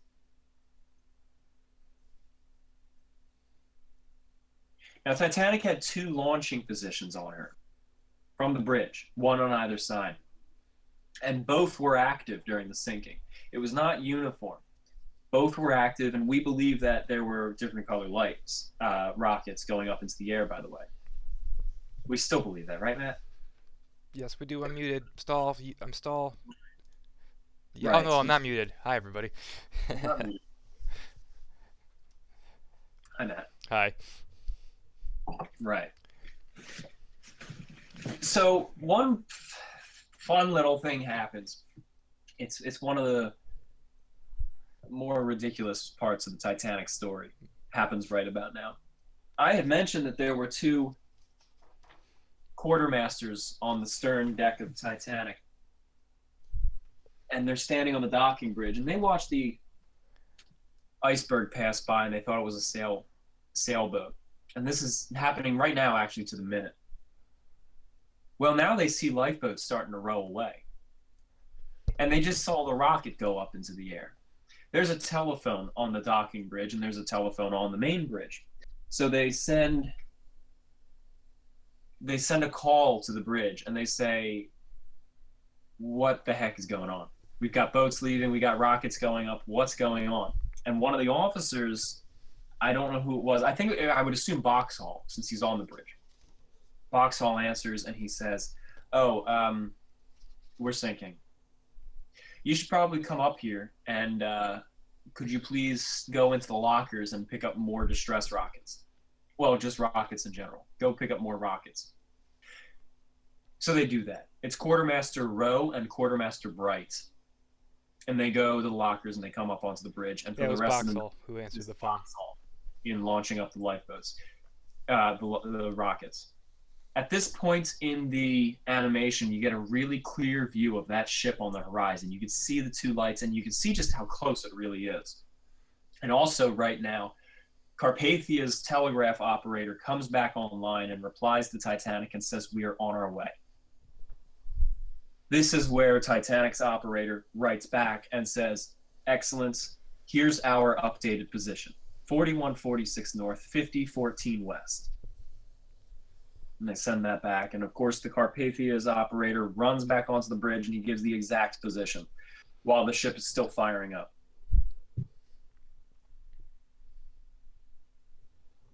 At this point as well, the steam stops venting from the funnels.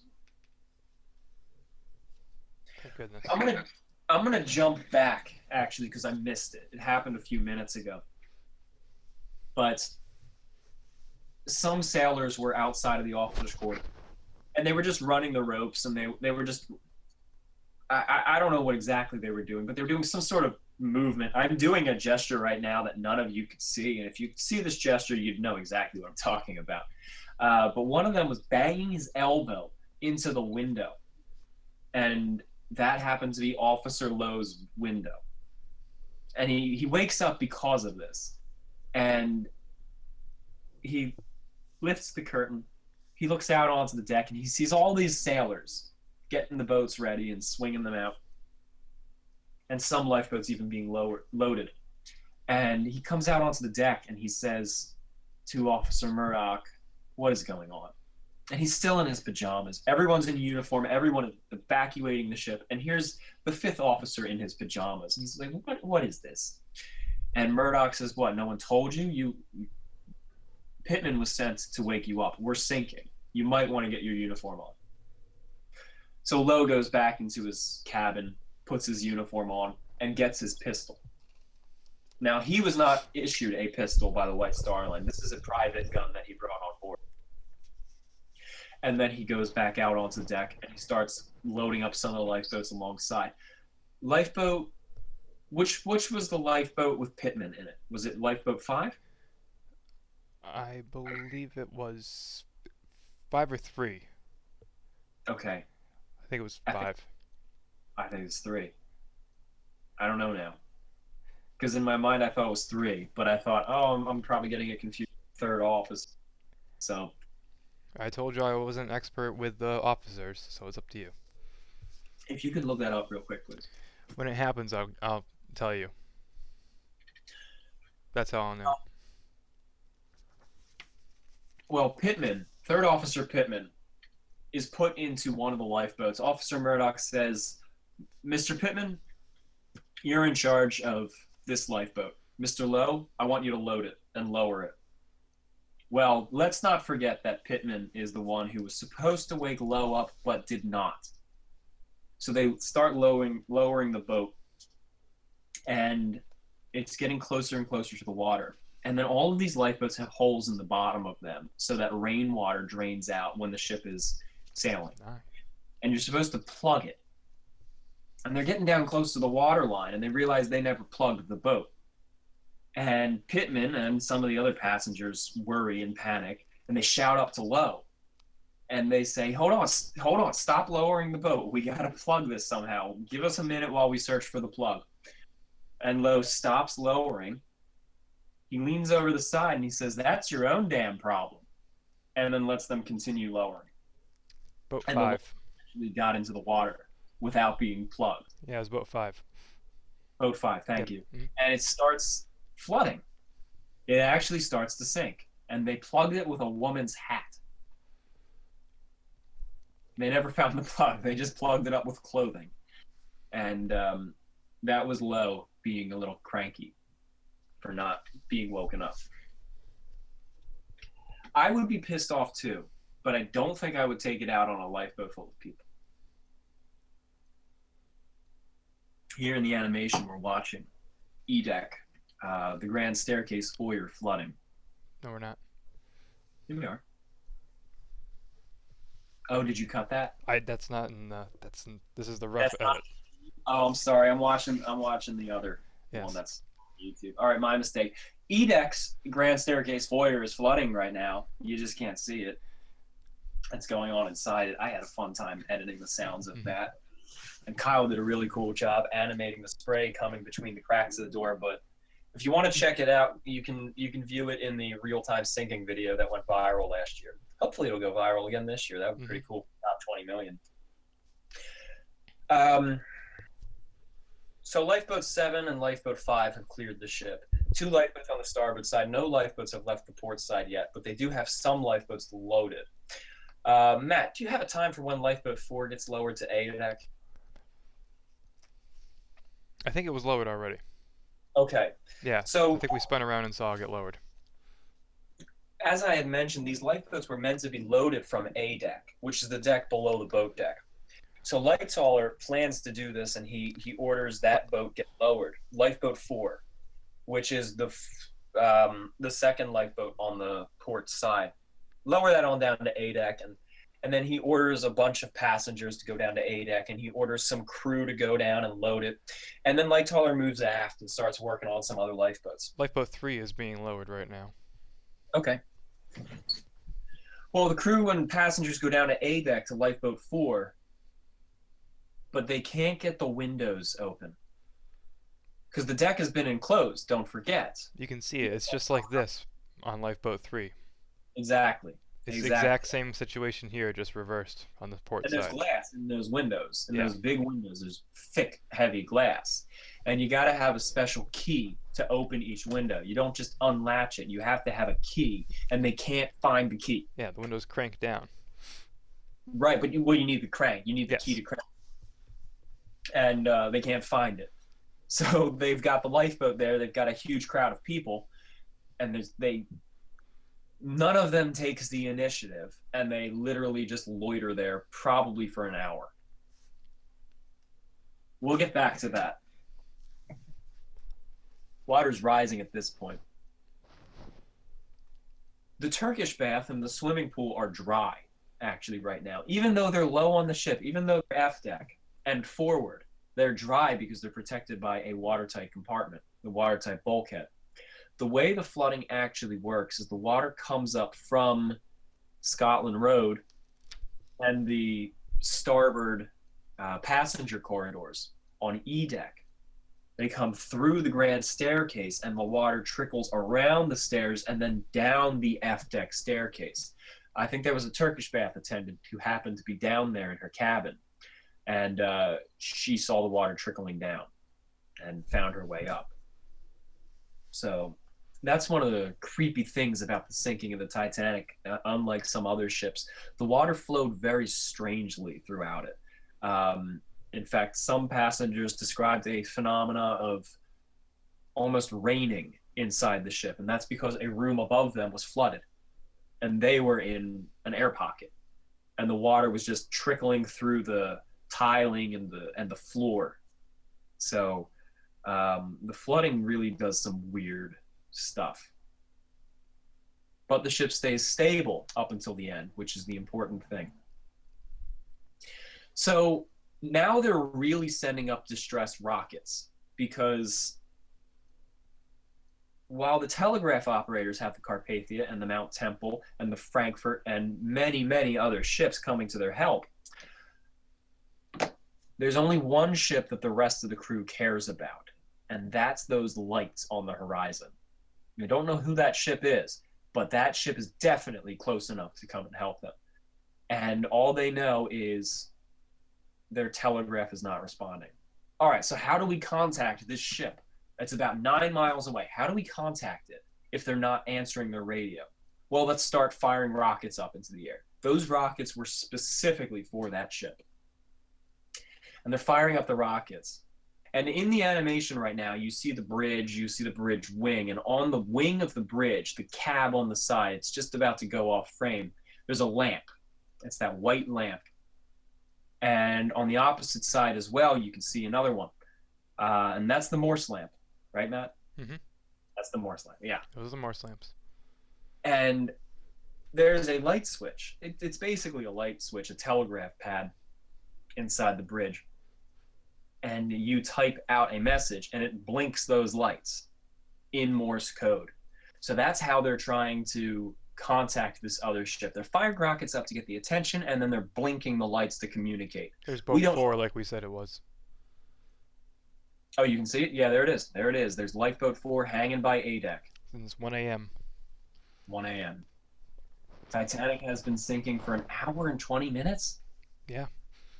Oh, man. Which means there's 1 hour and 20 minutes left to go. This is the halfway point. So they're blinking those lights. Now, the Californian sees the Titanic. They see the rockets. They report them to the captain, but the captain's asleep. The problem is the rockets are inconsistent. They're not going up at a regular interval.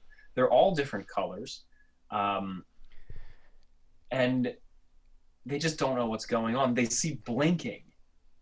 They see the lights flickering, but they can't distinguish a message because it's just over the horizon. There's a bit of the mirage going on. There's all sorts of things that make it a little too difficult to read any of these messages. Oh, but boats are told to row towards those lights, including this boat that's being launched right now, which is lifeboat number 8.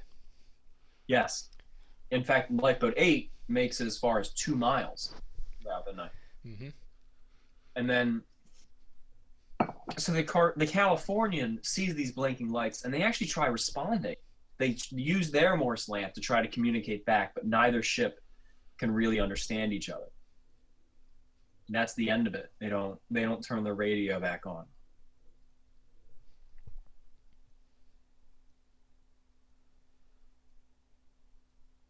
Passengers are trickling out onto the deck very slowly. They're very reluctant to do anything. They don't want to get into the boats. So some of the boats are leaving half full. Some of the boats are leaving less than half full. Boat number 8 that's being launched right now still only has 27 in it. 27 out of 65 seats, 27 people in it. Lifeboat 8 is the one that you see right now going past B deck. It's the only lifeboat that's moving. Right. But they're filling up lifeboat number 6, or they're trying to right now. But passengers, like you said, are resisting. Yes.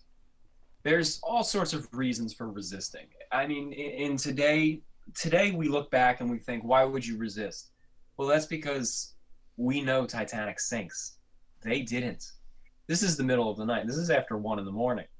It's 28 degrees Fahrenheit, -2 degrees Celsius. It's freezing cold. It's pitch black out. It's far darker than this animation shows. Oh wait, actually you did some color correcting, didn't you? Yeah. It's still darker than that, but you did do a good job. Thank you. And it's very dark. These lifeboats are so small and creaky, and the cranes are bending under the weight, and you can't even see the water. And on top of that, the crew is telling passengers only women are allowed to go. You have to leave your husbands behind. So the women don't want to do that. They don't. A lot of them don't have the courage to leave their husband and take this risk. One first-class man had to. She said he had to throw her into the lifeboat because she didn't want to leave him. So there's all sorts of reasons why they resist it. And on top of that, the crew is trying to keep everyone calm, and they say there's no danger. So all of these passengers are like, if there's no danger, then why are we getting into lifeboats? I'm not doing it. So the idea is the crew knows the ship's sinking. They want every lifeboat to get away. That's the most important thing. Because an empty seat can be filled from people in the water. People can swim up to it if they're lucky enough. But if a lifeboat is still attached to the ship when it sinks, it goes down with it. So they really just got to get the lifeboats away. That's the absolute most important thing right now. So they launched some of the lifeboats half full because they think people can be picked up out of the water, or these lifeboats can row to the gangway, and which is that open door on the side, and climb out there, which didn't happen. Water is really starting to get deep on the Titanic, and in some of the forward spaces, they're completely underwater.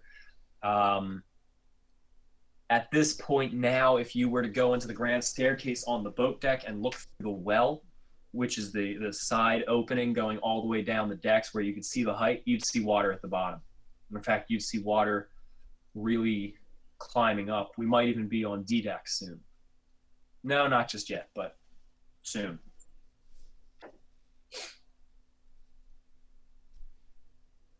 One of the lifeboats leaves shortly with only 12 people on board. Our fashion consultant describes that lifeboat well in her video with the Duff Gordons. The Duff Gordons were a first-class family.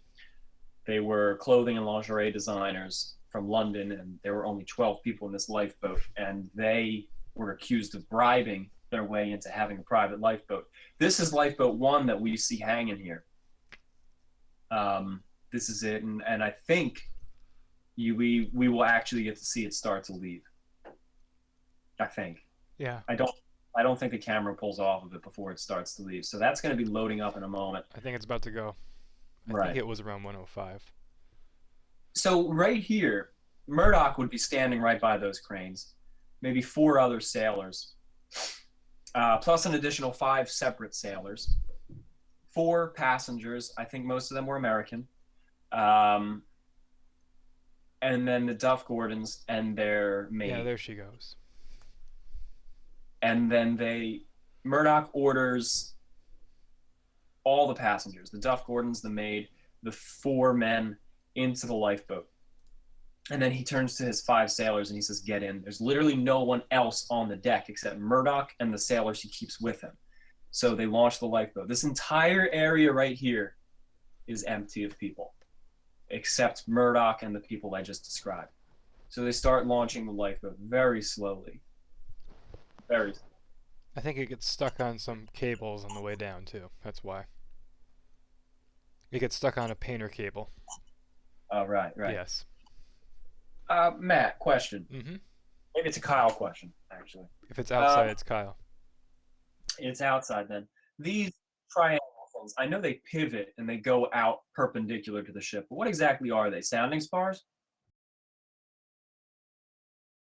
I don't know. What?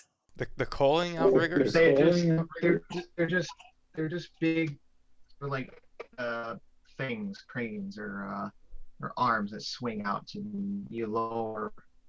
They are with the sounding of the ship. They are for the sounding. They have those little boxes that are on the deck near the davits over there. You can't really. You can see one that contains a sounding device. I think And he's talking about the coaling outrigger cranes though. The triangles on the ship on the A deck. oh, I okay, was. yeah. Those are swouts, and I don't know exactly how they're used. I think they sort of they're used to hold up like whatever was used to funnel the coal into the ship. Ah, okay. Something along those lines. Thank you, Kyle. Thank you. What Kyle was talking about was that little box thing that you see by the. I think you were talking about where the sounding spars. I saw the box, but that's not what I was talking about. Okay, I was talking about those triangle things that prop out. I've seen them so many times in our game that we're working on, and I was like, what the heck are those? Yeah. But I didn't bother asking. We each have a different thing that we know about. Right. It's a good team effort, I gotta say. You know, Matt, you're an absolute expert on the inside. You know things that I don't know how anyone knows. I wouldn't say expert, but sure, thank you. No, I would say expert. I would say expert. You are an expert, and Kyle, you as well on the exterior. See, when I asked that question about those triangles, I knew you'd be able to. You two are experts. Don't be modest. You really are. I mean, I would argue that Matt is an even bigger expert than some because he knows things that are like, like for example, we have different historians of different things, who have different source materials, and Matt absorbs and uses all of this from these different people and different sources. So even if you don't memorize everything, you've been there. You're neck deep. It's good to be a sponge, but when it comes to things like the other day when I had to like try to do passenger accounts and crew accounts in Southampton, I was panicking. So yeah, I'm glad Tom's here for that stuff. Thank you.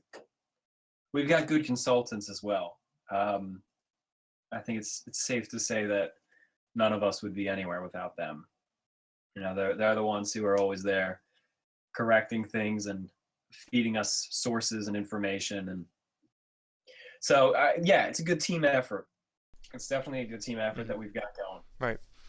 Yeah, but if this was just a podcast, if the Titanic was sinking and I was just talking about the interiors of the Titanic sinking and we're just talking about the exteriors of the Titanic sinking, then it would be me just talking about it or Kyle just talking about it. But if it was the events like it is, it's for you, Tom, right now. So I'm glad you're here and you're doing a good job. Thank you. Well, thank you. We're swinging around to Lifeboat 6 now, and it still hasn't left. But you also see that Lifeboat 4... It's about to leave. It's about... I think we just saw the time, or I just saw the time on my watch. It's 1:10 a.m., and I'm pretty sure Lifeboat 6 is going to be lowered away. All right. Well, that's coming up. But you'll also see Lifeboat 4 is just sitting there. And that's still not going to leave for a very long time. They just don't know what to do with that boat, do they? No, they're clueless. And none of the crew are taking initiative. They're just sitting there like, I don't know. I don't know why. I don't know why they don't do this. I guess there's not much to do, but... Well, when there's other boats to load, you gotta go with those boats first. But there's sailors sitting at that boat. Yeah. They're sitting in A deck, and there's passengers sitting in there. John Jacob Astor and his wife Madeline. And the Wideners are there. The Thayers are there. Yeah. It's like they just want to kill off the rich people. It's part of the conspiracy. Yep. There you go. Yeah, down goes Lifeboat 6. On board Margaret Brown. And Quartermaster Hitchens, the guy who was at the wheel. And Frederick Fleet, the man who spotted the iceberg. And warned them about the iceberg. And Rose's mom. And Rose's mom. Yep. Being useless. With a goofy hat. With a very goofy hat. Okay. All right, so... She wasn't really on that boat, but yeah. She was not a real person. No. We can see also at this point... But a good actress. Yeah, I liked her character. Okay, good actor. Well, back to the real stuff. Sorry, guys. We can see that now the water is actually starting to get close to that doorway. That doorway was opened with the best intentions. You know, let passengers climb down into lifeboats from there. But it was never used, and instead now it's just a massive 24 square foot, that's an estimate, opening on the side of the ship. And once the water starts getting up to there, the ship is going to start to roll over into the port direction. 15 square foot about. 15? Yeah, roughly. I used a calculator quickly. All right. Yeah. Well, here's a very interesting thing regarding that. They estimate, and I don't know how they figured this out. I guess they figured it out based off of the rate of flooding. But They did, yes, in 1912. The original damage to the Titanic was only 12 square feet from the iceberg. So once that door goes underwater, that more than doubles it. Plus, there's already openings to the Titanic which are submerging. Open windows soon, and cargo hatches once the forward deck starts to go under. So the flooding will start to significantly speed up. Yeah, and we know, and despite the cold, we know that at least some portholes were either open or either open or broken. Because when that collision happened, there were at least one or two accounts of ice spilling in through their open porthole or just being broken outright. That's true. I want to quickly point out that you'll notice that Lifeboat has stopped lowering into the ocean. Yes. And that's because someone called up to above to Second Officer Lightseller that there's not enough crew to man the boat. That was Margaret Brown, I think. I think it was. It's always been claimed that it was Margaret Brown. She was loud. I guess she was loud. She was obnoxious. She was a Westerner. She was like that. But they need a volunteer who was a seaman to go down on the lines to the lifeboat to help row the boat, basically. And they call out for any volunteers. And someone who calls out is a 54-year-old, I want to say he was, yachtsman from Canada by the name of Major Arthur Pushin. And he volunteers, climbs down the lifeline. That's his test. Lightteller says, if you're seaman enough to climb down the line, you can go. And he basically jumps over the side onto the rope, climbs down, makes it into the boat, loses his wallet on the way down, however, but he gets in and he survives. The only male passenger Lightteller orders off the Titanic. Male adult passenger, and even then he doesn't really want to order any male childs off the ship. That's right. He made a fuss over. He does. No more boys. Yes. I think that was him. Well, that was him, but I thought that was just a quote from the movie. I still think he said. Man, we'll get to that. Yeah, it's fine. It's true in theory. Yeah. Whether he said that or not, he definitely acted that out. He did. It's 1:15. What was cool, you mentioned how he dropped his wallet when he was climbing down. Mm-hmm. What was cool is they actually recovered his wallet from the ocean floor when they were digging for artifacts. They found his wallet. Isn't that crazy? And his business card was still inside. That's crazy. Now here we get a nice view from the inside of it. There's Lifeboat 4, unable to be used. A lot of the passengers crowded in A deck and looked out at that boat in the distance, the ship in the distance, the California, and they thought that was on its way. So now you get to really see what this is going to look like. And I really look forward to our final video game when you can go into here and it looks photorealistic and you've got crowds of passengers and you can look out the windows and out the promenade and see those lights out there. You can almost feel the breeze coming in. I know, actually, there wouldn't be a breeze, but you'd almost smell the ocean. And you would see those lights and think a little bit of hope, I suppose. Mm-hmm. Our ultimate goal during the sinking, it's a real challenge. I don't even know if we can accomplish it. I hope we can. But our ultimate goal is to get you to play and have hope. You know, that somehow the situation could possibly change. You'll forget that the ship's going to sink at the end, and you'll not survive. Exactly. The goal is to place you in the mindset of the actual people that night. There goes Lifeboat 8, trying to get away. Lifeboat 8 does a nice little joyride around the ship, doesn't it? I wish I could row as hard as they do. Oh, look at that rocket. Okay. So,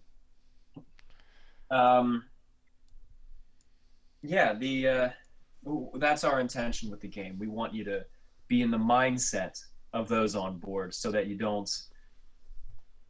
think the same things. so that you're confused by the same things, even if we have hindsight from 105 years in the future. We want to really put you into the scene. But we've got a few tricks up our sleeves, too, for that. I'm really looking forward to that. Really looking forward to it, actually. Here we get a really cool view of the Titanic. And this shot actually stays for probably 10 or 15 minutes. Yeah, we're going to be looking at this for a while. Yeah, the point of keeping the camera here in one position for so long was so that you would see how much the ship leans. Because right now the ship is basically on an even keel. It's level. It doesn't lean in either direction except forward. But over the course of the next 10 minutes, it's going to take on almost a 9 or 10 degree list to the port, to the left, because now the water is coming in through that open gangway, and the water has clear access through Scotland Road along E deck. So there's all sorts of things now opening up on the port side of the Titanic, which is going to start to draw it in that direction.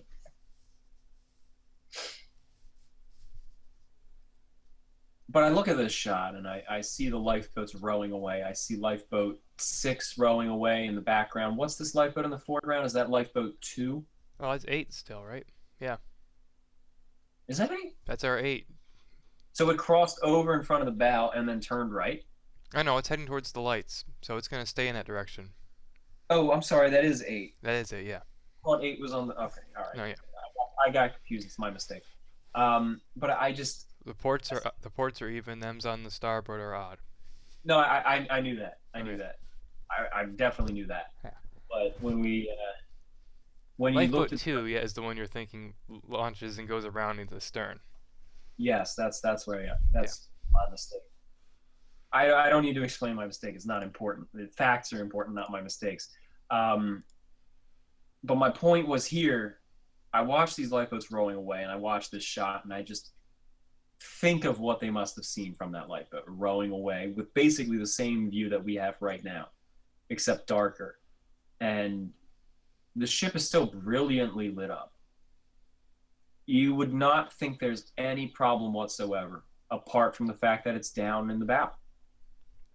I mean, the lights are not any darker. The lights are not weaker. There's not panic on board. No one's panicking.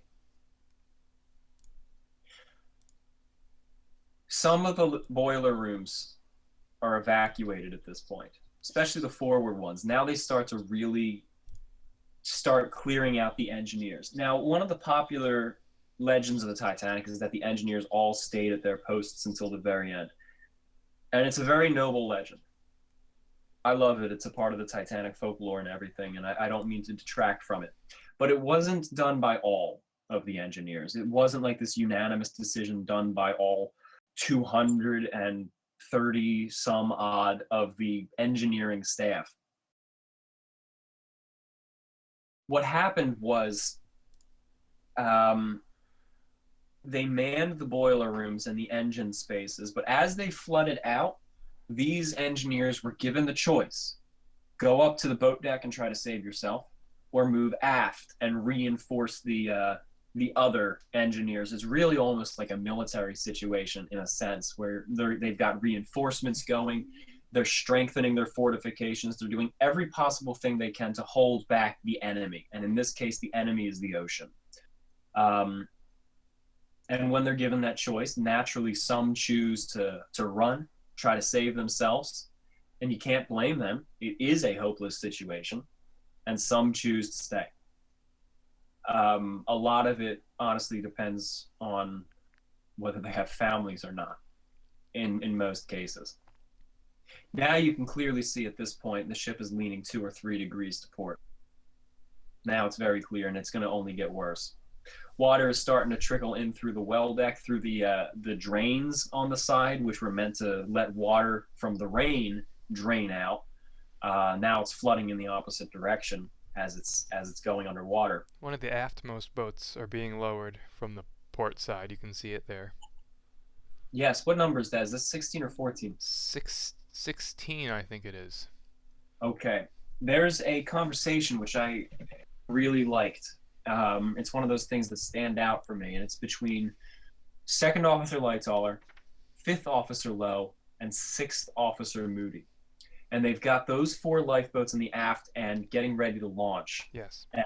And Lightoller goes up and he says, I want an officer in charge of at least one of the lifeboats here. Because the idea is these lifeboats are all going to stick together. So he wants at least one officer in charge. And he says, decide it between yourselves who's going to go. And Officer Lowe says to Moody, kind of half-heartedly, you go. And Moody says, no, you go. I'll get another lifeboat. And Lowe says, all right, I'll go. And he gets in. And I just, I don't know why that stands out to me. I suppose it's just this little vignette of a small decision. Lightoller comes up, he says, I want an officer in the lifeboat here. And this little conversation of who's going to go, who's going to stay and try to catch another lifeboat. And it's just a tiny back and forth of maybe 3 or 4 sentences. And that little passive conversation decides which one is going to live and which one is going to die. That's the deciding moment. That's the make or break in the lives of 2 people, both young, early 20s. Maybe that's why it stands out to me. It's such a simple conversation that has so much effect on the lives of these 2 20-some-year-olds. And one will survive. One is in that lifeboat that we see hanging there. And one never leaves. So Lowe leaves. He fires off his pistol as he's passing A deck. Is Lowe in 14 or 16? He's in 14, so he's in the next one. Okay, so he's not in that lifeboat. No, sorry. Something happens here with this lifeboat. Matt, why don't you explain it? What? Well, it hangs over. This was your idea to add it into the conversation, or Is the. Is it this one or is it the next one? I I don't remember which boat it is. One of these boats has a problem at the end, and they have to basically cut the ropes when they're hanging like 3 feet above the water, and the boat basically just falls out midair into the water with a giant splash, scaring the passengers. I think it's Lowe's boat again because he has a lot of problems lowering the boat. Lowe had an eventful night. So I think it's the next one we see. I think this one gets away pretty uneventfully because Okay. it's pretty full too. It has 53 on board. I just want to say that we are now almost at 1,900 viewers, which if you take the total amount of viewers and the peak amount of viewers and add them together, that's more than that from our last podcast. Fantastic. Kyle, 1,900 now. if we top 2,000, Kyle, let me know, all right? All right. If you're able to see the aft lifeboats on this side of the ship, it's hard to see, I know. But you'll notice that one lifeboat's gone, 2 lifeboats are swung out, and one of the lifeboats, lifeboat 10, is still not even swung out. And you'll also notice the ship is now leaning about 6 or 7 degrees to port. It's very clear at this angle, obviously. Lifeboat 14 is launching with 40 people on board, and this is the one that has 5th Officer Lowe in it. Mm-hmm. He's going down past A deck, and he sees a crowd of people on the A deck promenade, and they're all these tough guys, and they're brutes, they're threatening, and Lowe is scared out of his mind that they're going to jump over the railing and jump into the lifeboat, and the sudden added weight is going to make the lifeboat snap and fall down to the water. This is going to sound racist, but Lowe described them as a bunch of Italians. Well, that's what they called any non-white Anglo-Saxons back in that day, basically. Yeah, exactly. It was just a racist generic term for any foreigners. Which is actually kind of funny later because during the inquiry, the American government forced Lowe to write a letter of apology to the nation of Italy for that comment. Well, I must say, Lowe also has some other racist things that he says later on when he's in that lifeboat. Yes, we'll get to that. We'll get to that, but yes. I'll But complete my his thoughts were not, you can't just say that was a different time, but still, that's what it is what it is. Continue. But at the same time, And yes, it was Lifeboat 14 that fell into. We'll get into there too. you also have to take his fear seriously too. Mm-hmm. You know, the label he uses doesn't negate the fact that he's genuinely frightened for the safety of his lifeboat. There are tough-looking guys, a large crowd of them, that genuinely could jump into the lifeboat and crash it 70 feet into the water. I'm Italian. We're scary.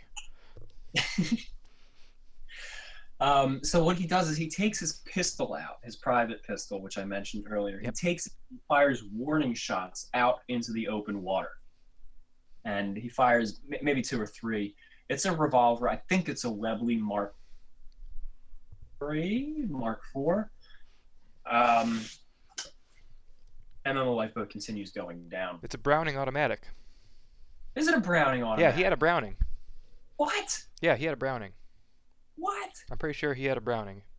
That is so... I have right here in my little sticky note, Browning, low. What kind of Browning? I just have Browning automatic. I'm not the passenger guy. I just have the Browning automatic. Hold on. You're also not the gun guy. I have just opened my generic sinking notes. I'm just the interior modeler. That's all I have. Browning automatic is not a revolver, I think. I always thought it was a revolver. All right. Okay. Maybe it is. No, an automatic. All right.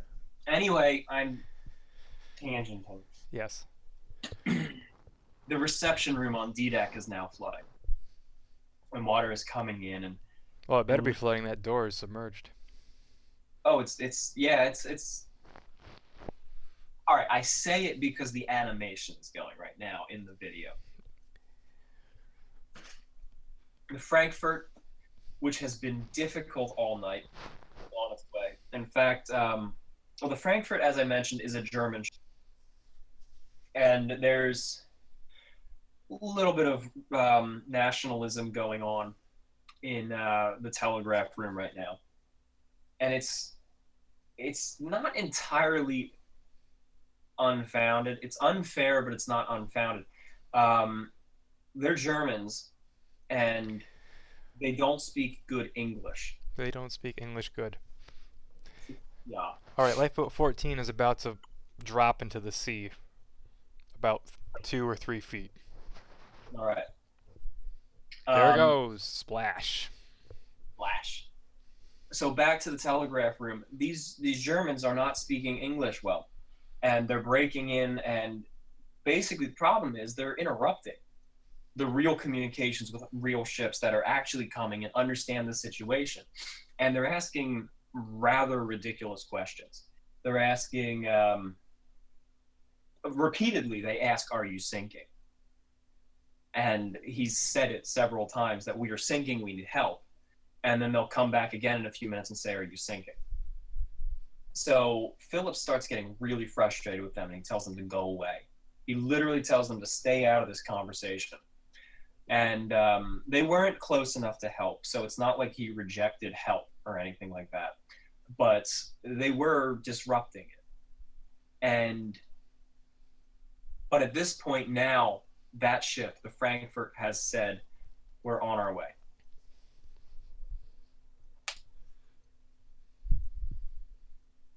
Officer Lightoller moves to the front of the ship because now Lifeboat 2 is hanging over the falls. And he comes up there and he gets it ready to go. And he wants to prepare it at this point. And he comes up there and he sees a group of about a dozen or so sailors sitting in the lifeboat, just sitting there, waiting to leave.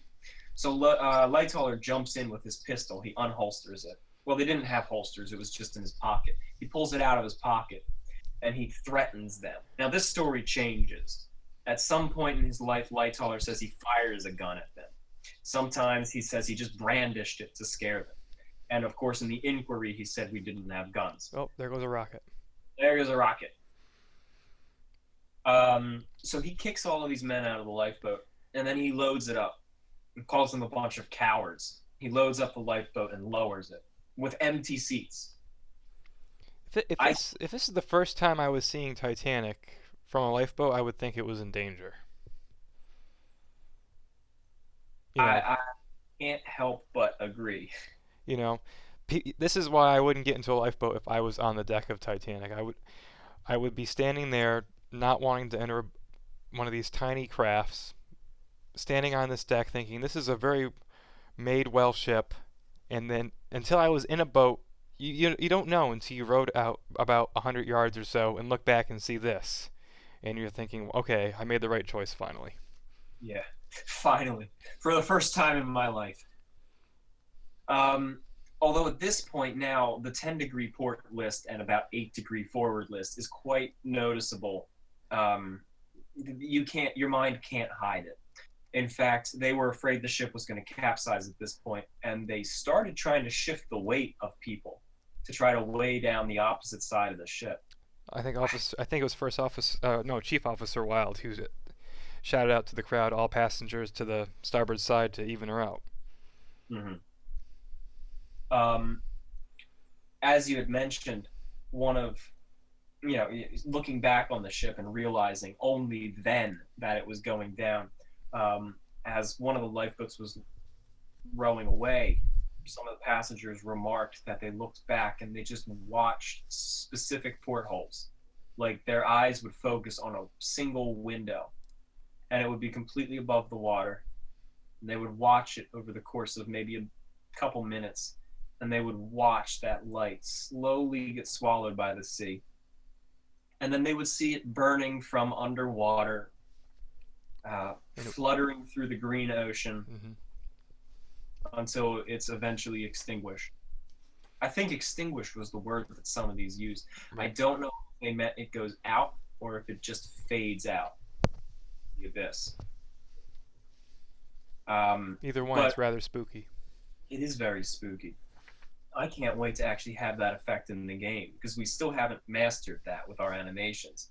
But when we can have portholes shining up from underwater, oh gosh, that's going to be eerie. Now, of course, the lights don't remain on in the deepest submerged parts of the ship. Those lights have burned out long ago. Right.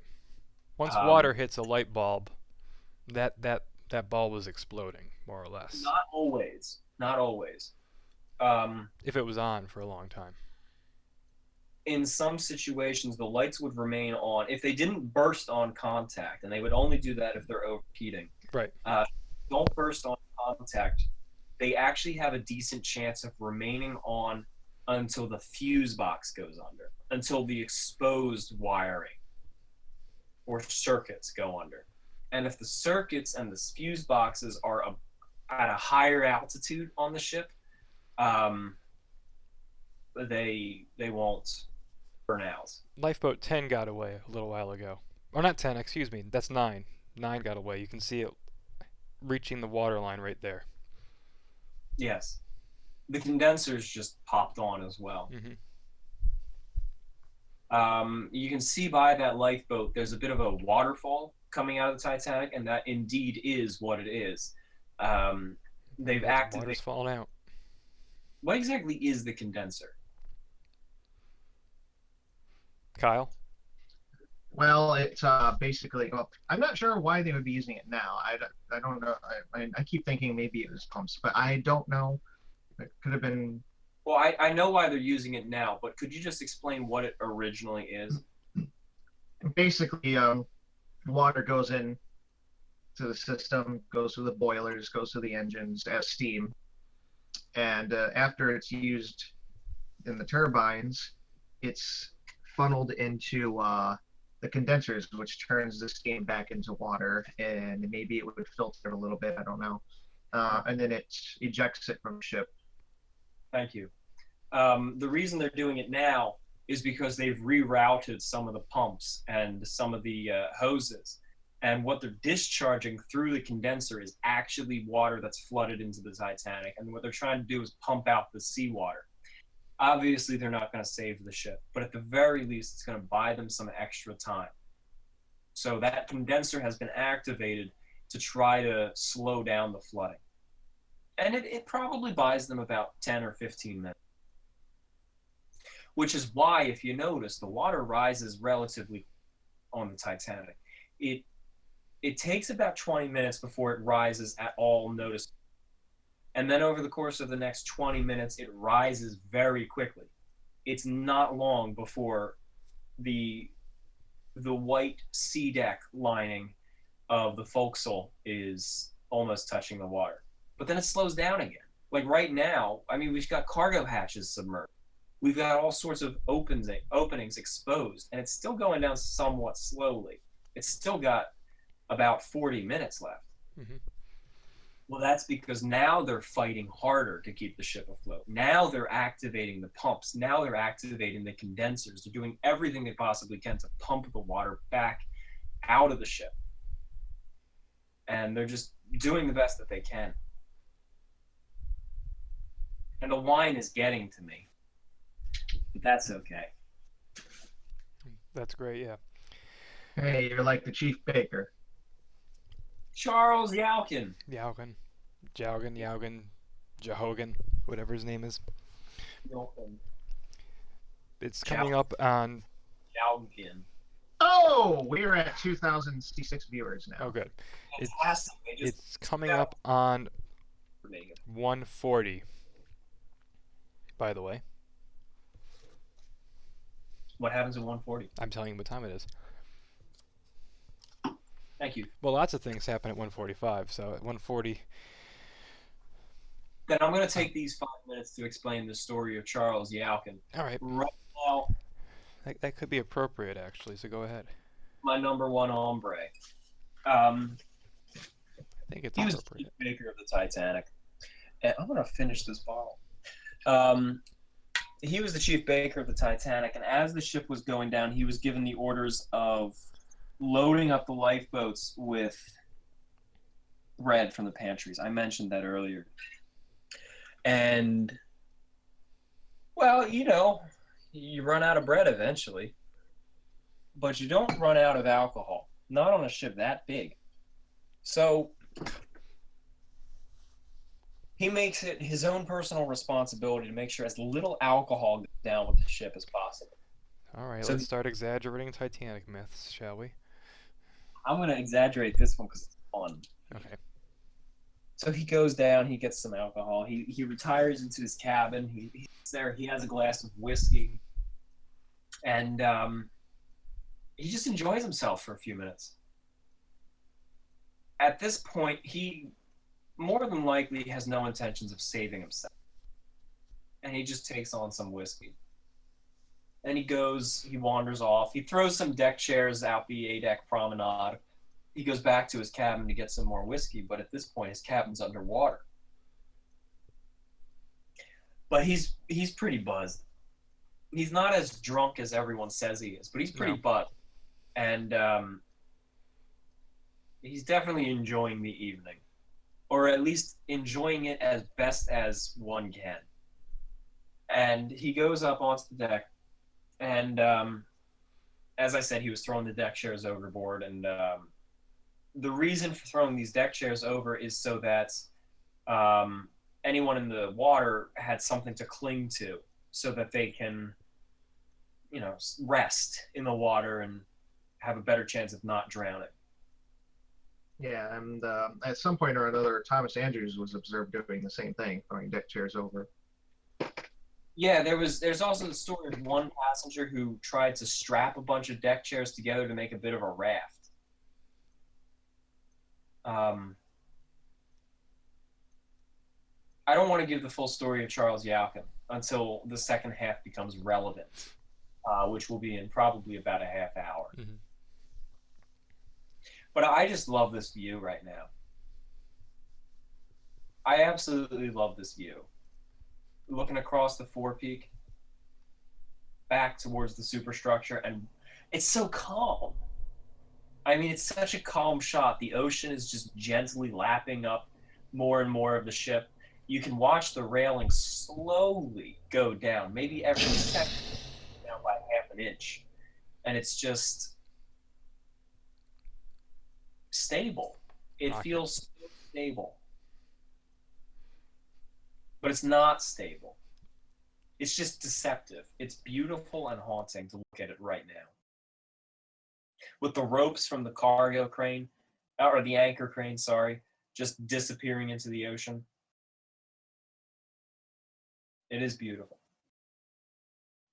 Matt, are you able to describe the situation with the discharge, or would you prefer I do? Oh, the whole drama that's about to unfold for lifeboats 13 and 15. Yeah. Oh gosh, this whole ordeal for lifeboat 13. Did we see 13? Oh, there it is right now, lowering down. Well, 13 is being lowered with, I think it has 55 on board. It was being swamped as it was being lowered from A deck, and it is about to encounter that discharge right down there. You can see it. That we talked about earlier, the waterfall that's cascading out the side of the ship, and that discharge is going to push it right underneath of lifeboat 15 when it's going to be lowered. And I don't want to discuss it too much until it happens, but lifeboat 15 is not going to know it's below it until it's too late. That's right. That discharge causes quite a bit of a problem. It almost swamps the boat. It almost pushes it underwater. Yeah, Lifeboat. The passengers get pretty soaked when it's about to happen right now. But the passengers in the forward section of the boat get pretty swamped by the water until they're pushed aft. It's happening live right now on my end. That's why I'm waiting for it. Watching it. I wonder what this would have been like. I mean, I know what it would have been like inside this, but from this lifeboat in the foreground, looking at it, just looking back, the ship is. And they can't just push away because they're still attached to the Titanic by their falls, by the ropes that they were launched by, with connected to the davits. So they can't just easily push away with the oars or anything. But you also need a little bit of slack in order to release the falls. And they don't have any of that, really. No, because every time the cranes above them, which don't even know the situation at the moment. No, they moved right away aft after they lowered this boat to lower the next boat, because they're lowering these in fast succession. And this the bilge, or the condenser is pushing it to the extreme, so there's no slack whatsoever, so they can't release the falls. It's jammed. It's literally jammed there. And it's stuck here for about a minute. But look at that. Danger incoming. This is lifeboat 15, correct? Yep, 15 is being lowered down from right above. They have no idea that 13 has been pushed aft right underneath of it. But the lifeboat 13 is, all the occupants are screaming, stop lowering 15, stop lowering 15. Some of them don't know that it's 15. They're saying stop lowering 13, stop lowering 11. But they're not listening, and it's just going. But Barrett is in the boat. He's cutting the falls. He's cutting the ropes. Who else is in the boat cutting it with him? I forgot his name. We were at his memorial unveiling. But they're getting the ropes cut. You can see that the bow is slowly pulling away from the side of the ship, out of harm's way. And it's just the last second. They said the passengers in lifeboat number 13 could just reach out and touch the bottom of the boat and push away, and the passengers in 15 were pushing back from the side of the ship, pushing at lifeboat 13 as well. When they were in 15 to prevent a collision, they were able to just narrowly miss each other as 15 reached the water. The man whose name you forgot was Robert Hopkins. That's it, Hopkins. He helped cut the falls. Yeah. Robert Hopkins and stoker Fred Barrett, leading fireman Barrett. You can go onto our YouTube channel and watch our video with the Titanic International Society convention in 2016, and they unveiled a new tombstone for the guy because his grave was previously unmarked. I want to also take a note because it's now 12:45 in Titanic land, and Titanic sends out a message, a general message, that says, "Come as quickly as possible, old man. Engine room flooded up to the boilers." This is the last message from the Titanic that is understood. Because as Titanic's power gets weaker, its messages become harder to understand and more inaudible. So Titanic continues to transmit for the next half hour on it, for the next half hour, but these messages are not going out. This message that I just read is the last message that is completely understood and recognized by other ships. Come as quickly as possible, old man. Engine room flooded up to the boilers. Then the Frankfurt, the German line. What was the company that ran the Frankfurt? Was it Nord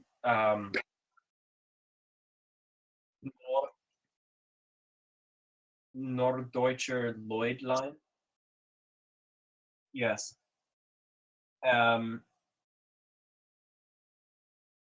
sorry. I earlier I said it was 12:45. I meant 1:40. My mistake. There's Lifeboat 2. It launched. And 4 is just still chilling there. No Lifeboat one's 4 is chilling. clearly no go-getters in the crowd.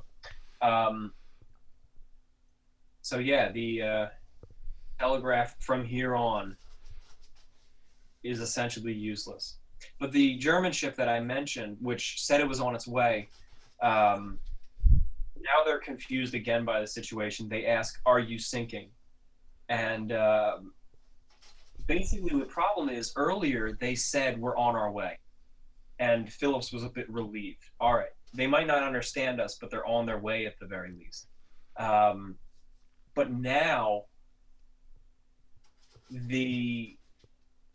that ship says, "Do you need us to come? Should we come for you?" And it kind of expresses a bit of a doubt. It kind of says to Phillips, it says, "You're not coming." So this confusion, this not understanding what's actually happening really pisses Phillips off. And Phillips replied, but the message never really got through. The Olympic message is in. And previous to this, Titanic and the Olympic had been in conversation, but the Olympic operator was also kind of a fool. And he didn't even have the excuse of language barriers. He was just a fool. And he was saying, "What's your situation?" And Titanic says, "We're sinking." And the operator on the Olympic says, "Well, why don't you sail up to us and help, and we'll help you." To suggest that a sinking ship sail 500 miles up to you so that you can help them is ridiculous. And Phillips thought it was ridiculous too. He paused. He had no idea how to reply to that, and he says, "We're putting women and children into the lifeboats." He just didn't want to even address their stupid request, and he just says, "We're putting women and children into lifeboats," and hoped that that would explain the situation best as possible. But you really start to see the psychology or the psychological effects that the situation is having on Jack Phillips in the fact that he starts to tense up. And you also, by the way, if you're watching the visuals, you see the lights flicker, and that's the power decreasing. And it really obliterates a bit of the range of the Telegraph as well. But you see the psychology in him tensing up. He says, "We're putting passengers into small boats." And then a few moments go by, and he repeats the same message. "We are putting women and children off in the boats." And then he pauses again. And then he repeats his message one last time in different words. "Women and children are going into the lifeboats. Cannot last much longer." And he's just repeating this over and over to the Olympic. So you start to kind of wonder what's going on. I can't believe Lifeboat 4 was lowered. Yeah. So that's enough about the Telegraph. At this point, it's unfunctional. Back to Lifeboat 4, they finally got the windows open. Lightoller was also pretty angry when he came back and saw that Lifeboat 4, which in his mind was already long gone, was still sitting there. So he launched it himself. He opened up the windows and loaded them up. This is where the Widener family of Philadelphia, my city, and the Astor family of New York City, and the Thayer family also of Philadelphia. This is where they were all separated. Was it the Thayers who were separated here? More or less, yes. The Jack there was lost in the crowd from his parents, so yes. Jack Thayer and his father spent the entire rest of the sinking trying to find each other. Mm-hmm. Yeah, because they wanted to try to make a break for it in the open water together. There goes 10. 10. So I don't know. That story's heartbreaking to me. How they tried to find each other, and they never got the opportunity to try to save themselves. The power just failed a little bit more. More ships are out of range of the Titanic's. Titanic's range is getting weaker. Titanic's power is decreasing, and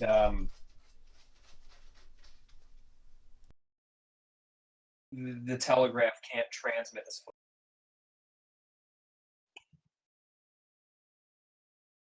One of the things that Officer Lightoller has been doing all throughout the evening is he would launch a couple of boats and then he would run into the grand staircase. And I mentioned the well down the stairs where you can look from the boat deck all the way down to F deck on a good day. But he's watching down this well, and all throughout the evening, water would be rising. Earlier, he could look down and see the water on E deck. Then he would look down and see the water on D deck. Well, now the water is on C deck, and it is climbing fast. The propellers are starting to come out of the water.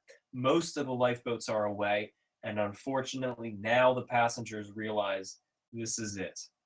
The Titanic is genuinely sinking. And the most frightening thing, those lights on the horizon, which they had been trusting this whole time, are gone. So hope has been extinguished.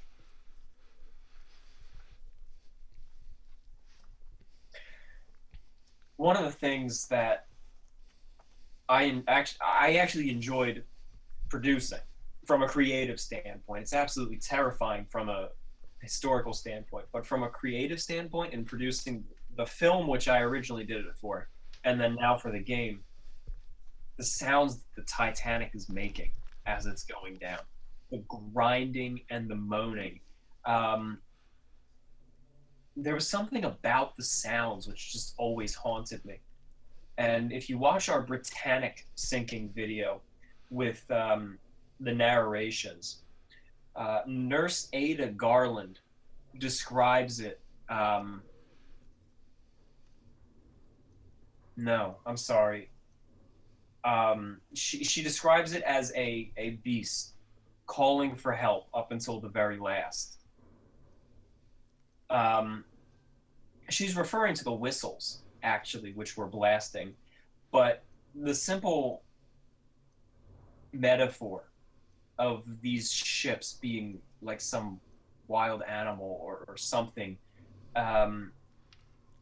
kind of conveys the point that I'm trying to get at with the sounds of the groaning and the moans. It almost sounds like the Titanic is in pain and screaming, because really what that is that's the structure failing. That's the metal tensioning as the heavy bow loses all of its buoyancy and just drops into the water. And the stern, which is still 100% buoyant, starts to lift up. But at this point now, the power has decreased once again, and even the Carpathia is out of range. The closest ship is now out of range, which means the power on the Titanic is so weak that they can't communicate with a single ship.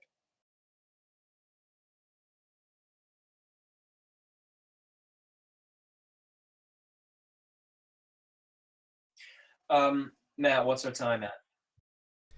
It is almost 5:02. 5:02. Captain Smith at this point comes into the telegraph room, the Marconi room on the boat deck, and he kind of snuck up on them. Bride had his back to the door, and he says that Captain Smith came in like a ghost. And this haunts me, kind of. It's so eerie. Because Phillips had essentially been losing his mind over the course of the evening. And I made an entire film about that. If you want to look it up on the YouTubes, it's called The Last Signals. It's a black and white film I made back just when I got out of high school. It's really low budget, it's goofy, but it's worth checking out if you want to know the story of the telegraph operators. And Phillips was progressively losing his mind throughout the evening because he felt the pressure of saving everybody, and it was all on him. But Captain Smith also had his own mental breakdowns throughout the evening. And he comes in almost like a ghost. And Bride saw these two men. And Phillips was at the Telegraph. And his eyes were glass. They were just fixated on the wall opposite him. And Smith came in and stood behind him, and he had the exact same look on his face. And they were just staring at the aft wall of the telegraph room. And Bride is the only one who's like really alert and conscious at the moment. And he's just frightened by this. He sees this and it frightens him. And Phillips is silent. And Smith simply says, "Men, you've done your full duty. You can do no more. Abandon your cabin. It's every man for himself. That's the way of it at this kind of time. Every man for himself." And he walks out of the cabin. That's it. Basically, what just happened is Captain Smith says, "Leave the telegraph room." That's it. The ship is dead. As far as I'm aware, this is actually the only circumstance throughout the entire sinking of Captain Smith using the words "abandon ship." Abandon your cabin in this case, but it's essentially the same thing. And this is the only time where he actually says this. Am I right, Matt? I might be wrong. I'm pretty certain it's just like folklore, more or less, Yeah. later on for accounts of him saying like, "Be British, abandon ship." Yeah, none of that actually happened with the exception of "abandon your cabin" to the wireless operators. But Phillips would not abandon his cabin. He jumped back to the telegraph and he started sending more messages, despite the fact that they're not sending. Titanic can't send messages anymore. Titanic's telegraph is dead. But Phillips is so fixated. The pressure is on his shoulders. And he refuses to leave.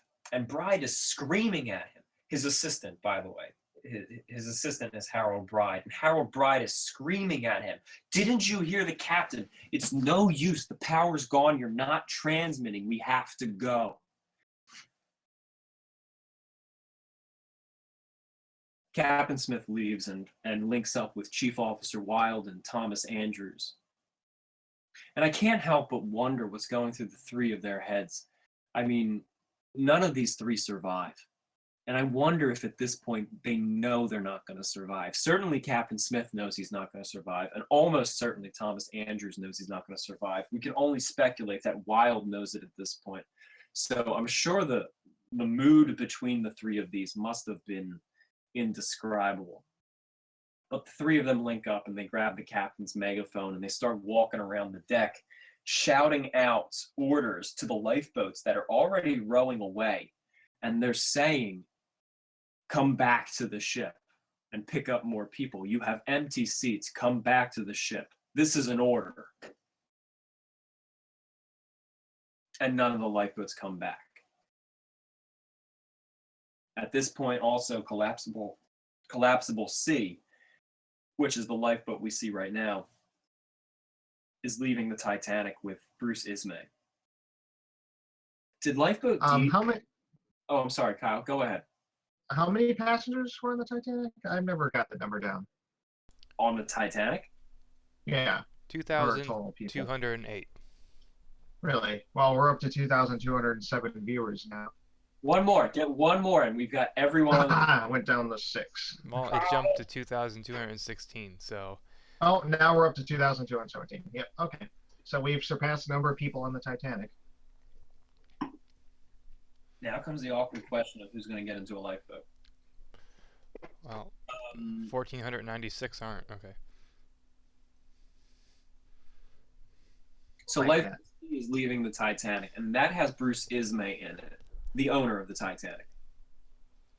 I've always felt very sympathetic towards him. And he gets into that lifeboat, and it's essentially the last lifeboat to leave the Titanic, at least on that side. It's the last lifeboat to be launched. Throughout the entire evening, he was having mental breakdowns and panic attacks, shoving passengers into these lifeboats. He was doing everything he possibly could. In fact, at one point, one of the officers had to throw him away from a lifeboat at gunpoint because he tried launching it himself to try to save people. Obviously, he was panicking, but at the very least, his heart was in the right place. Now we have water on A deck. Is this the one where the two Swedish passengers tried to jump in, or did we miss that? No, this is one. This is the one. Yeah. Oh, yeah, that's right. You're right.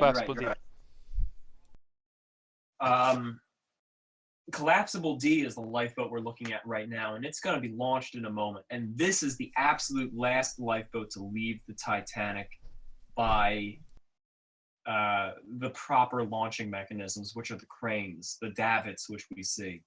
The power on the Titanic has just decreased. You'll notice that all of the lights are suddenly burning more red. That's because the weakness, the ocean has gone into the power system, and the electricity has weakened. Water is on A deck. It's coming in again through the rain gutters, but it will eventually start to spill over that railing and flood it faster. The entire forward section of the ship is gone. The cranes are submerging. And like I said, A deck is going under. There's only one deck on the entire Titanic right now that's still dry, and that's the boat deck. But that won't be long before that goes under. All of the lifeboats on the back half of the ship are gone. But there's still so many people on board. Probably about, I want to say almost 1,600 or 1,700 people on the ship right now.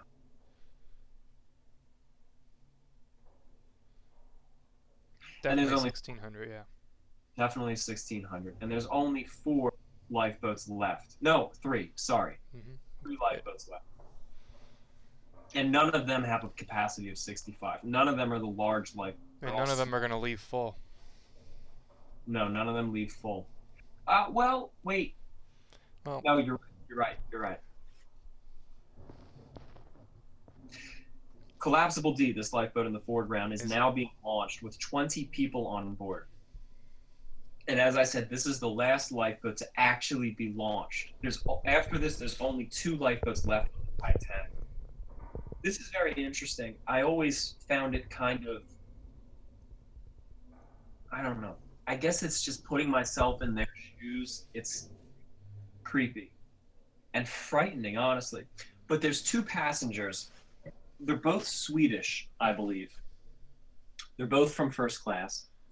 And they come out on A deck. And it's thanks to them, by the way, that we know that the lights were burning red.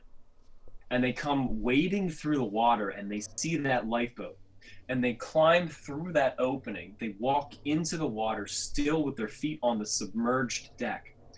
And they climb over the railing, and they jump into that lifeboat. And Officer Lightoller actually sees them, and he doesn't stop them.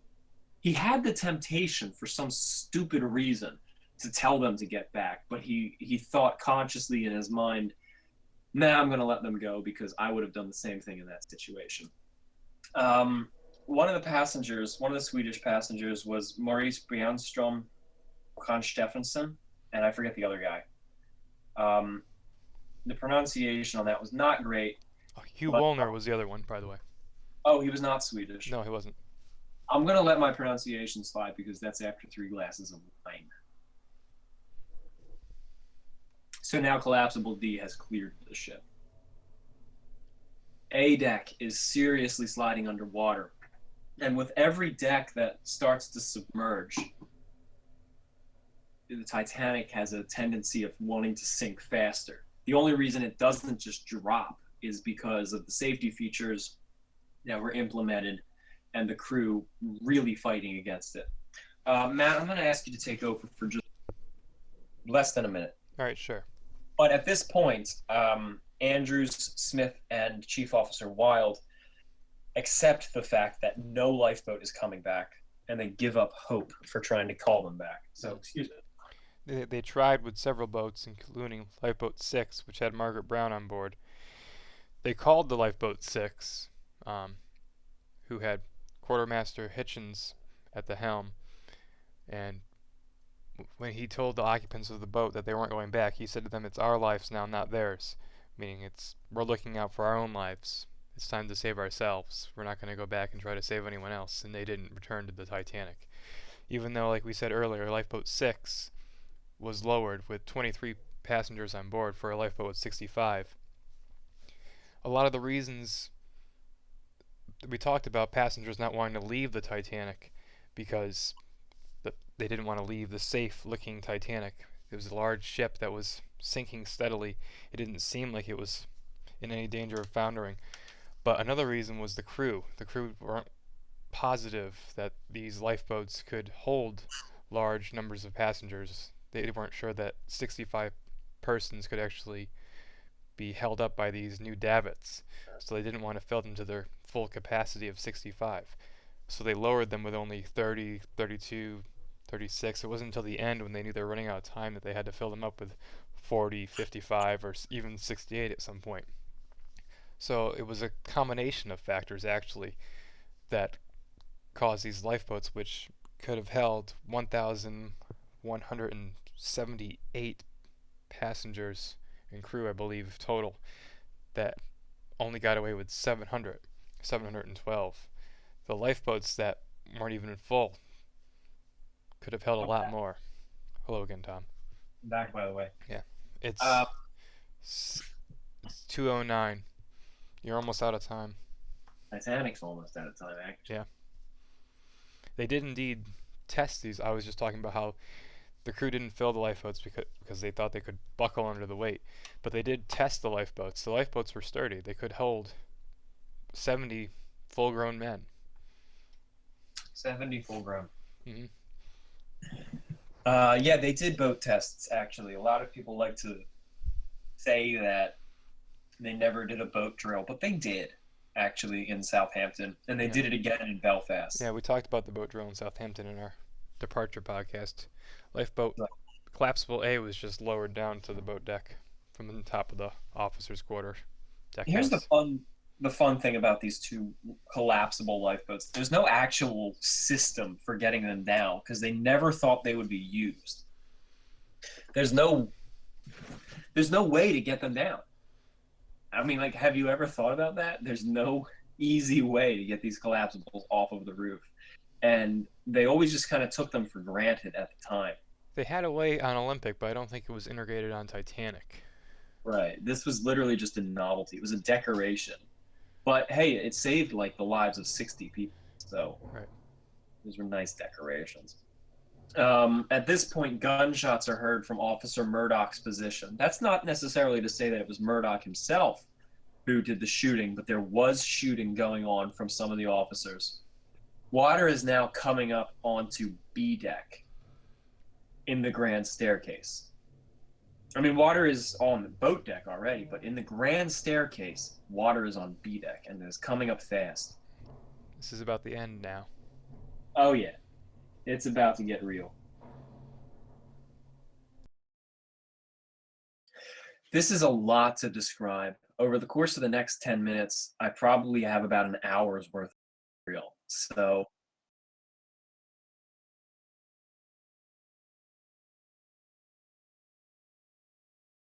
okay.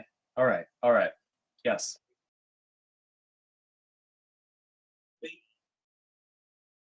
They launched, or they tossed collapsible B off of the roof of the officers' quarters. Problem is, it gets upside down. Between the dropping of the boat and the water washing up violently across the decks, unfortunately, we couldn't animate that water to be as violent as it really is. But that lifeboat gets flipped upside down. But it air pockets. There's an air pocket under it, so they're able to climb up on top of it and hold tight. And it does ultimately save people. Now we're going through the bridge, and the wheelhouse is quickly going underwater. The ship is actually dropping at a relatively quick pace. It's frightening, to be honest. But there's 2 lifeboats on the Titanic, and they don't know how to launch them. At this point, they're accepting the fact that they're just going to float off of the Titanic. There's collapsible A, which we're about to see right here. And there's collapsible B, which is on the port side, upside down. Murdoch, Officer Wilde, Officer Moody, they're all at collapsible A, but it's tied to the falls, which are the davits. It's still attached to the crane, and there's all sorts of chaos. They have to cut the ropes. They have to free it. They can't free it because it requires the slack, as I described back when the bilge was pumping out in the stern. But the water is pushing this lifeboat aft, and they can't free it. They try cutting the ropes, but they're not cutting. So then one of the officers pulls out his gun and shoots it. And it releases it and shoots up. And this lifeboat shoots into the air because it's suddenly buoyant. And all of the passengers, women and children mostly, who were in collapsible A, were dumped out of it because of the sudden lifting. Unfortunately, in this lifeboat, as I said, were women and children, and it dips them over to the left, and it drops them up against the interior wall of the boat deck, of the officers' quarters, and these windows start smashing in along this time, and some of them get sucked in. This is where Lorraine Allison is killed, as well as her mother, the only first-class child to die in the sinking. It's interesting to note that no second-class children died. Cables start snapping down from the first funnel, and the first funnel collapses as water compresses the base of it, and it snaps, and it buckles, and it falls. It crushes some people in the water. Now the Titanic is dropping fast. It's really dropping fast. Actually, it's dropping so fast right now that it actually slows down a little bit in a moment. But right now, there's a sudden surge of water going down into the vents and down through the open hole of the first funnel. Second Officer Lightoller abandons his post. He shakes hand with a close friend, Hemmings, who was a deckhand. He shakes his hand, he thanks him for his help, and they part ways. Hemmings jumps over, and he runs aft. Lightoller says goodbye to Murdoch. Doesn't actually say it, but he looks, and he in his mind he says goodbye, and he jumps off the bridge, but he gets sucked back up against it. He gets sucked back up against a vent, and he's pulled there. He's pulled underwater, and the water is pushing up against him and going down deep into the ship, and he thought that is the point where he's going to die. And then suddenly something explodes at the lower levels of the Titanic and shoots hot air up through this vent, and it throws him off. He starts striking out into the water and swimming, and then another vent tries to swallow him. He gets sucked down and somehow comes clear. He starts swimming out away from the Titanic and is actually almost crushed by the funnel, which we just saw. Archibald Gracie, a first-class passenger, he's swimming away, but he's swimming forward, but suddenly he starts getting sucked backwards, and he doesn't know what's going on. He turns around as he grabs onto a railing, and the railing is going underwater quickly. He turns around and he sees a whirlpool, and he sees that the grand staircase, elaborate glass dome, just collapsed in on itself, and it's whirlpooling, sucking people in. He holds onto the railing until he's submerged, probably 15 or 20 feet, and then he releases himself and swims up. The second funnel literally explodes in a ball of sparks and flame as coal dust ignites and throws it off of its foundations, and it smashes the gymnasium. More people are crushed in the water. Titanic really starts to lift up. The stern starts to come clear. The propeller's going higher and higher. People are crowding on the back and the stern. And then it snaps. It breaks right in half.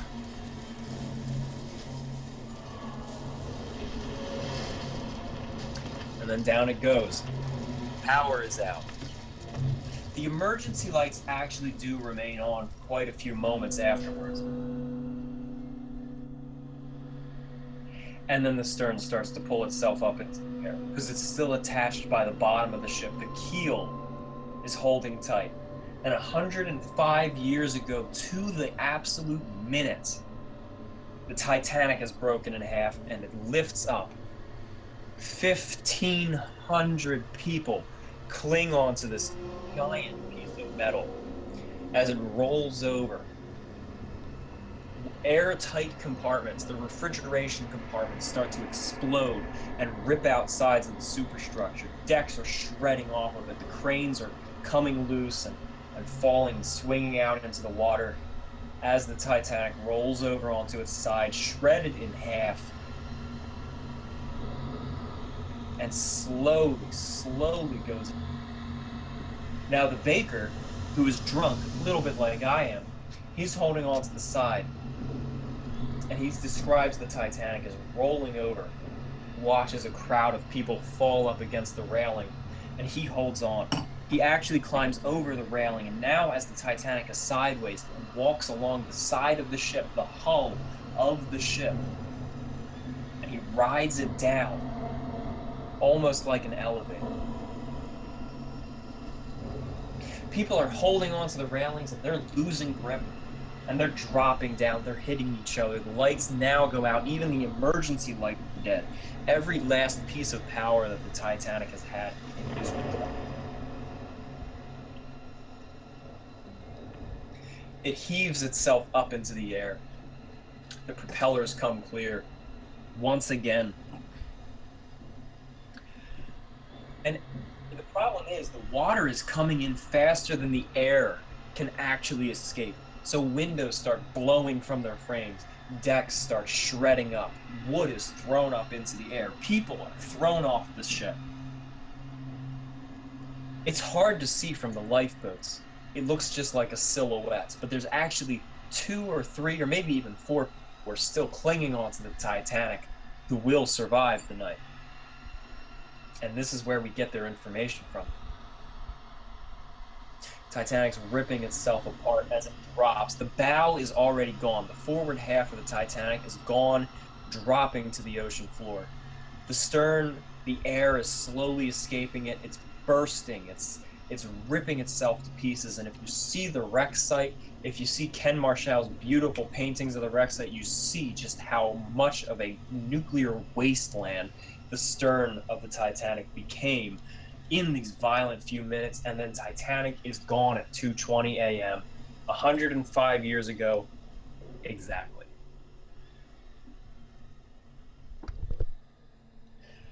The screams of 1,500 people in 28-degree water, -2 degrees Celsius, echo out into the night. Lifeboats are around. There's only 18 lifeboats at a distance. There's 2 lifeboats in the middle of the chaos. One is upside down, one is flooded. And then there's 18 additional lifeboats in the distance listening to the screams. There are hundreds of widows that were just made. And now they have to decide, do we go back? Do we try to pick up these people? Some of them are our husbands. Some of them are our fathers. Some of them are our best friends. Some of them might have been the man who told me to get into a lifeboat. You know, these are people that the people in the lifeboats know to some extent, and now they're screaming for help. Whistles are blowing from the officers who are shouting orders, come back and pick us up, as they're freezing to death. They only have about 2 minutes to survive anyway. Most of these lifeboats are half empty. And they have the difficult question of, do you go back or not? Because if you go back, you may have 20 to 30 empty seats, but that doesn't mean you can accommodate accommodate 200 people climbing in and trying to save themselves on your lifeboat, which would sink your lifeboat and ultimately kill you and not save anyone. So they have this awful, awful situation of having to listen to their husbands, because most of the people in the lifeboats were women. They have to listen to their husbands and their best friends die in this cold. And of course, most of them broke down into tears. It was one really difficult night. And over the course of a few minutes, the cries and the screams, and they were not all men. There were a lot of women, and there were a lot of children. There were almost 60 children who died on the Titanic. And they were all crying out. And of course, over the following few minutes, these screams, these cries became weaker and weaker until ultimately the entire ocean was silent, except the gentle lapping of water against the hull of the lifeboats and the subtle sobbing of the now widows at the oars.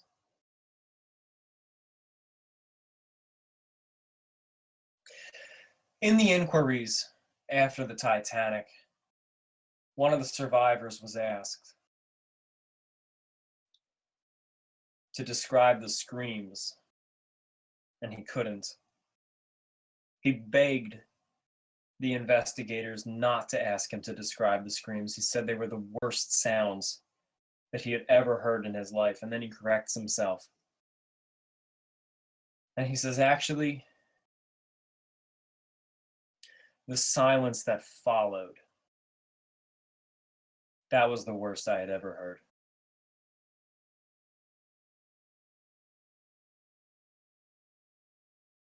But the Titanic was still falling to the ocean floor. As it disappeared and as it was falling on the 2.5 mile or almost 5 kilometer drop to the ocean floor of the bottom of the Atlantic Ocean, the ship was blowing itself up. Airtight compartments were collapsing. They could hear the ship almost like an artillery barrage tearing itself to pieces as it dropped 2.5 miles down. Long out of sight, but they could still hear it shredding apart.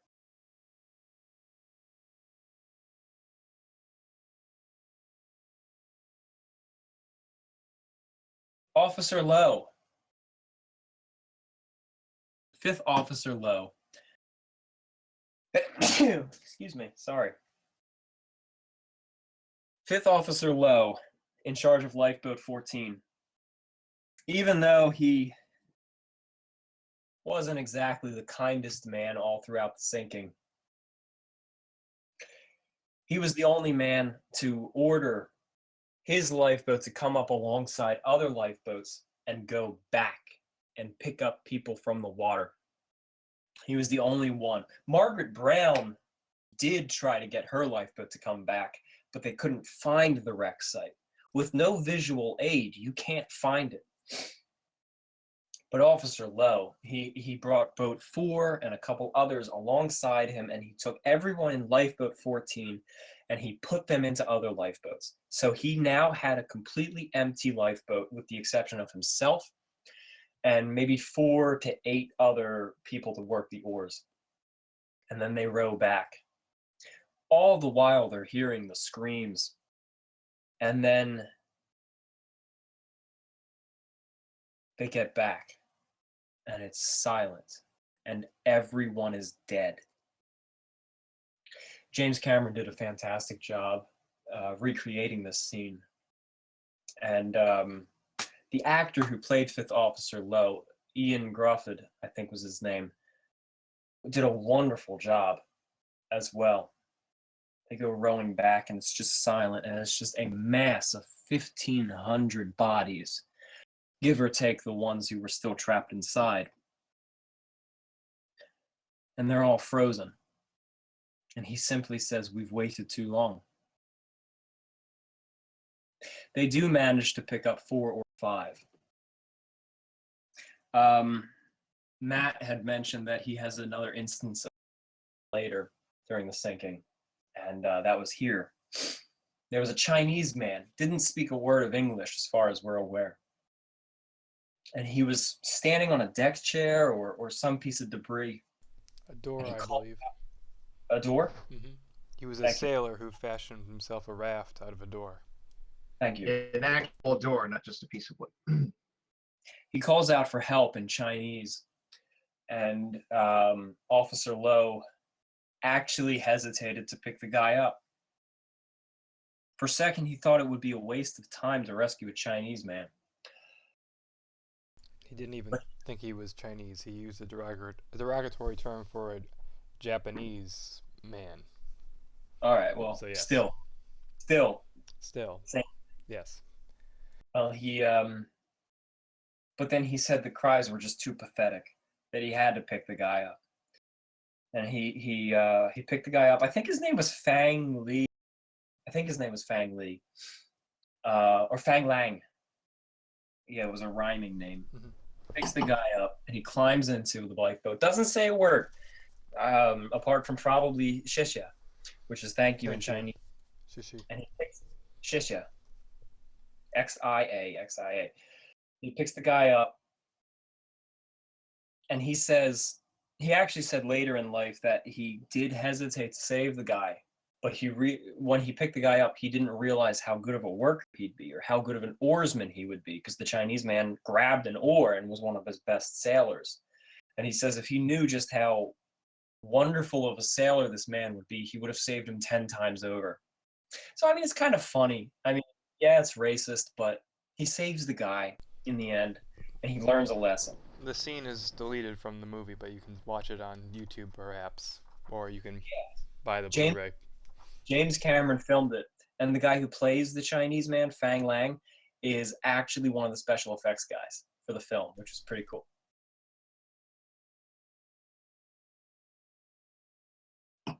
So they pick up a couple other people, literally just a couple other people.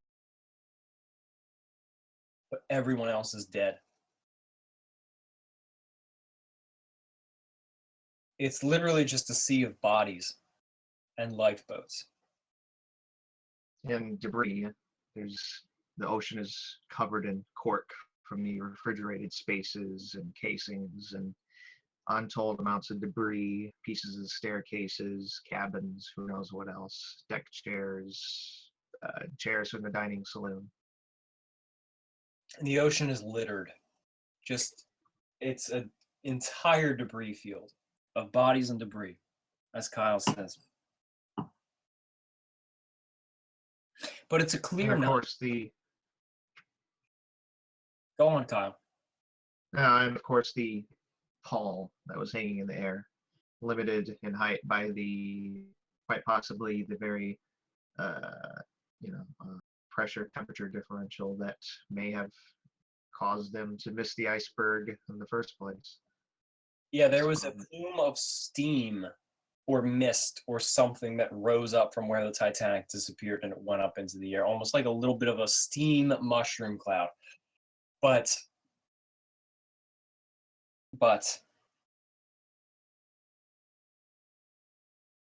it was a perfectly clear night.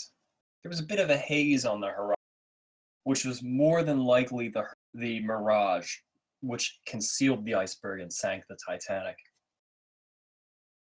But one passenger, a second-class passenger, I believe, was out with her father prior to the collision. And she saw shooting stars that night with her father. And the father said that a shooting star is a soul going to heaven. James Cameron mimicked this deleted scene, because there was like a meteor shower or something then. And her father died, but she survived. And she was in a lifeboat, and she remembers sitting in that lifeboat and looking up to the stars and seeing those shooting stars. And she saw one. And she always said that She knew that was her father saying goodbye. Because just a few hours prior, he had explained that's a soul going to heaven. And she knew that her father died on the Titanic. And now she saw a shooting star, and she said that that was her father saying goodbye.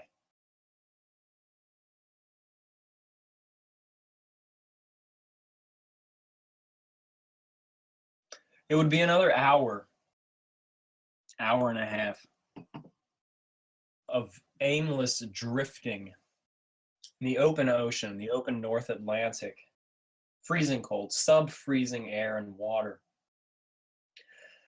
No land in sight, the closest land being 400 miles away. It will be another hour and a half or so before a rescue ship arrives, and that would be the Carpathia. It was silence all throughout the night. It was just complete silence while they waited. No one knew that a ship was on its way. No one knew the status of the destroyer. Only Bride and Phillips and the few officers that they informed knew. So for the passengers, they didn't know how long they were waiting. And then suddenly on the horizon, a white rocket fires up. And then a second white rocket fires up. As far as I'm aware, according to some stories do contradict this as well. So I can't tell you what exactly is fact, but I can tell you what I lean towards. Phillips had made it into a lifeboat. Despite his exposure and his mental state, he had made it into a lifeboat, and he was talking with Lighthauler. And then the rockets go up into the air. And then Phillips says, "That's the Carpathia, right on time." And then he dies. At that point, Phillips didn't plan to save himself. Phillips didn't even plan to survive. He just simply wanted to make sure that his duties for that night were not in vain. He simply wanted to make sure that rescue would arrive as he expected. And once that rescue did arrive, once he had confirmation that a rescue ship was there, then he was at peace, and then he was free to give up and die. And he did. Which means he was quite possibly one of the last people the Titanic killed. The rockets fire up into the air as the Carpathia rushes onto the scene. They still don't see the lifeboats, so some of the passengers, mostly first-class women, take off their elaborate hats and light them on fire as a signal to the Carpathia. Some of the officers light flares in the boats. And as the sun breaks on the eastern horizon, the scene lights up. And the passengers realize they're entirely surrounded by icebergs. The Carpathia steams on and picks up the lifeboats one by one. Most of the lifeboats have bodies in them. At least one or two dead bodies. Rope ladders are dropped down over the side, and passengers climb up. Harnesses are lowered for the children or the injured. And they bring their way onto it, and it's a 4-hour ordeal. The telegrams of the various ships are shooting back and forth across the electronic waves. They're going back and forth about, where's the Titanic? I haven't heard the Titanic in an hour. What's going on? What's the situation? Titanic, are you there? And they're sending all of these messages back and forth. It's almost like a chat room kind of thing. That's the way that these are set up. And no one knows what happened to the Titanic. Carpathia was sending out its messages. We're going to be there in a half hour. We're going to be there in 15 minutes. We're going to be there in 10 minutes. Not knowing Titanic had already sunk. And the Carpathia arrives, and the Carpathia disappears off the radio. And now all of these other ships, the Virginians, the Mount Temples, the Yiparangas, they're all going back and forth. Where's the Titanic? Where's the Carpathia? What is going on? We're almost there. We're 400 miles away. We're 300 miles away. Titanic, are you there? Meanwhile, the Carpathia is picking up the lifeboats one by one and pulling people aboard. And ultimately, they have 700 and... Matt, please give me the exact number. 712. Thank you, Matt. 712. Matt was muted, but he knew. Matt did a better calculation than I did. And they bring on 712. And then suddenly in this Telegram chat room, is the best way I can describe it. I'm sorry for using that term. At 8 a.m., Carpathia chimes in. We have 705. They said 705. We have 705 on board. We are steaming towards New York. Nothing more can be done.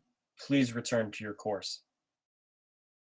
The Californian shows up on site and says, is there anything we can do? Because the Californian is now realizing that they had the chance to save the Titanic while it was still afloat. And they get there to the lifeboats and they say, is there anything we can do? And they say this to the Carpathia, and the Carpathia says, anything that is possible has already been done. Continue your route. And the Titanic, or the Carpathia, turns around. The Carpathia was leaving New York, going to the Mediterranean. And now the Carpathia has turned around and is now heading back to New York City. The United States government actually issues a U.S. Navy destroyer to protect the Carpathia should anything go wrong, whether it be some other unforeseen disaster or even just harassment from reporters. The U.S. Navy is protecting these people, and they bring them into New York City. But I always found that so haunting. The confusion between these other ships, not knowing where the Titanic is. It's 8 a.m. Titanic is long gone. Titanic's been underwater for 6 hours. And they're still messaging Titanic, hold tight, we're going to be there. And then suddenly the Carpathia just chimes in and says, we have 705 survivors. Go back to your usual business. And there it is. 105 years ago, and the Titanic is sunk. And thank you all for joining us. We had over 2,000 at some point listening to our rambling, which we reached a peak of 2,814 right as the ship was going down. 2,814. So we almost topped 3,000. Thank you, Kyle. I appreciate you looking at that. Almost 3,000 people tuned in with us, and that is an extreme honor for us because, I mean, we're all in our 20s. We're fascinated by history. We're fascinated by Titanic, and just like Harold Bride and John Phillips, we're technology nerds.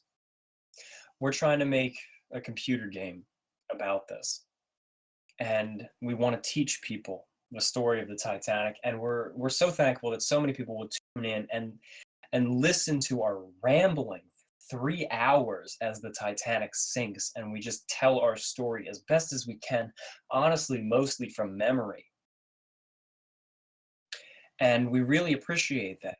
And it's such an honor to know that so many people feel like tuning in on this anniversary of the sinking and paying vigil to the 1,500 and some odd souls that were lost in the sinking of the Titanic, but not only paying vigil to respect them, but doing it with us. For almost 3,000 people to decide that they want to listen to us. And Hitting them in the middle of the night, no less. in the middle of the night. Yeah, I gotta go to New York City. In In some the middle places, of yeah. what? In the middle of the night in some places, in the morning in some other places too. Yeah, the early hours of the day. If you're in Moscow, for example. I saw some people say they were in Australia. I saw people saying Australia. I saw some people saying some in Europe were still staying up, and it was like 3 a.m. there, or I don't know what. Well, thank you, everybody. It's an Yes. honor. So it was around the world was my point I was getting to. I'm very I'm tired. very tired.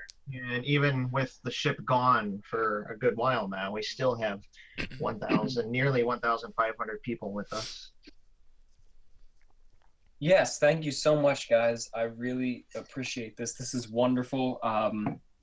Please check out our website, titanichg.com. Contribute if you can, because we are making a video game about this where you can explore the entire Titanic. We're going to have a demo coming out in just a few days, where you can explore parts of the Titanic, some first class, a little bit of the Belfast shipyards. We're going to be doing a video soon, too, by the way, which I've been editing all day. And contribute if you can. Go to our website and click contribute, and anything you can send goes towards the production of this project. It was all over the world people are from. I saw even Kazakhstan. I don't know which one it was. Kazakhstan, I think, and then I saw New Zealand, and I see Florida, Brazil, and Mexico. I can't scroll up fast enough. I can't read this chat. It's going a mile a minute. I don't know if it said spam or Spain. I'm sure we have people from all around the world. I mean, there's less than 200 countries in the world. I also can't see. Yeah, that's true. And we had almost 3,000 people tuning in, and fantastic. We really appreciate this, and the fact that there's still 14 people listening to us as we're giving our conclusion. The people who stick with us. I mean, the people who tuned in right when we started or just after and stayed with us throughout and played on through the night, almost like Wallace Hartley in a sense, and the band just sticking through and carrying on for the sake of love of the craft, for the love of the art. We really appreciate that. So thank you. I don't know how many of the people listening are genuine regular fans versus just tuning in for the first time ever and hearing my voice and getting a bad first impression of me because I drank a bottle of wine. I see a lot of people surprised when we said game, so I think there's a bunch of people who are new to this. Oh, great. Well, our project is Titanic, Honor and Glory. It's a video game on Unreal Engine 4. You can explore the entire Titanic, take part in the voyage, and ultimately the sinking. It's essentially Sherlock Holmes on the Titanic, except not Sherlock Holmes. Visit us on Facebook, Titanic, Honor and Glory, or our website, titanichg.com, or our YouTube page, which, surprise, surprise, you're on right now. You can play the demo right now that's out. But there's a better one coming soon, as we were just discussing. There's a much better one coming soon. They will also have VR capabilities as well. Yes, and it'll be a combination of the previous two demos plus a lot more. And there's going to be a video coming out maybe today, maybe Monday, and we'll see what happens. So really appreciate you all tuning in. And I really appreciate you all respecting our decision for which time zone to go with.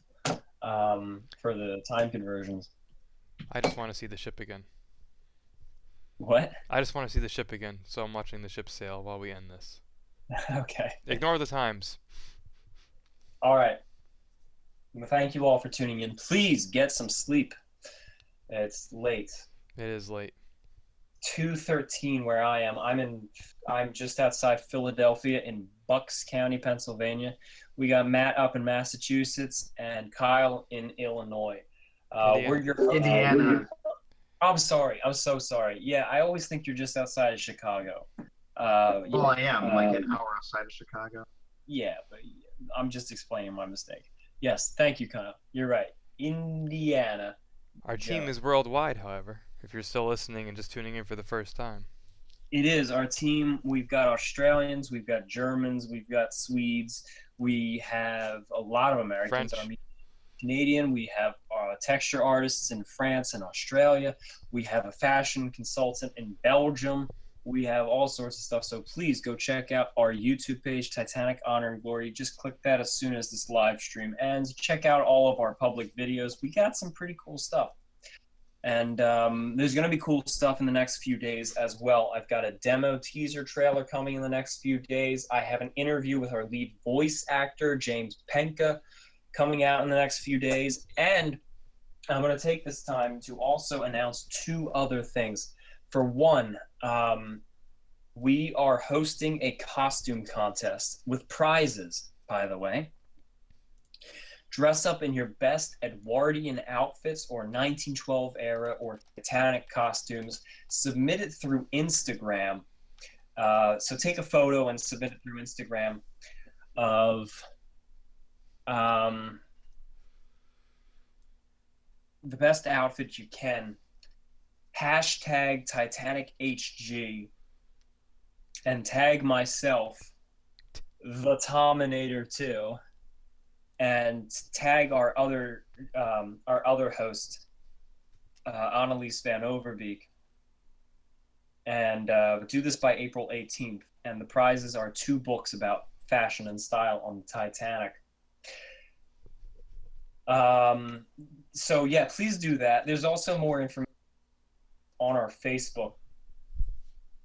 The other announcement I was gonna make is that Matt and I are going out to LA in about a week. And stay tuned on our Facebook. But we're going to be staying on the Queen Mary. And we're planning to set up a day to just hang out with fans if anyone's in the LA, Los Angeles area. Stay tuned on our Facebook, and we're going to meet up with you guys if you guys are in the area. Mm-hmm. So basically, if you want to do that, tune into our Facebook, and more details will come in later. We'll tell you the date, we'll tell you when, and we'll see. It'd be cool to do a little bit of a meet and greet for any of you guys in the LA area. Please go to our website, www.titanichg.com.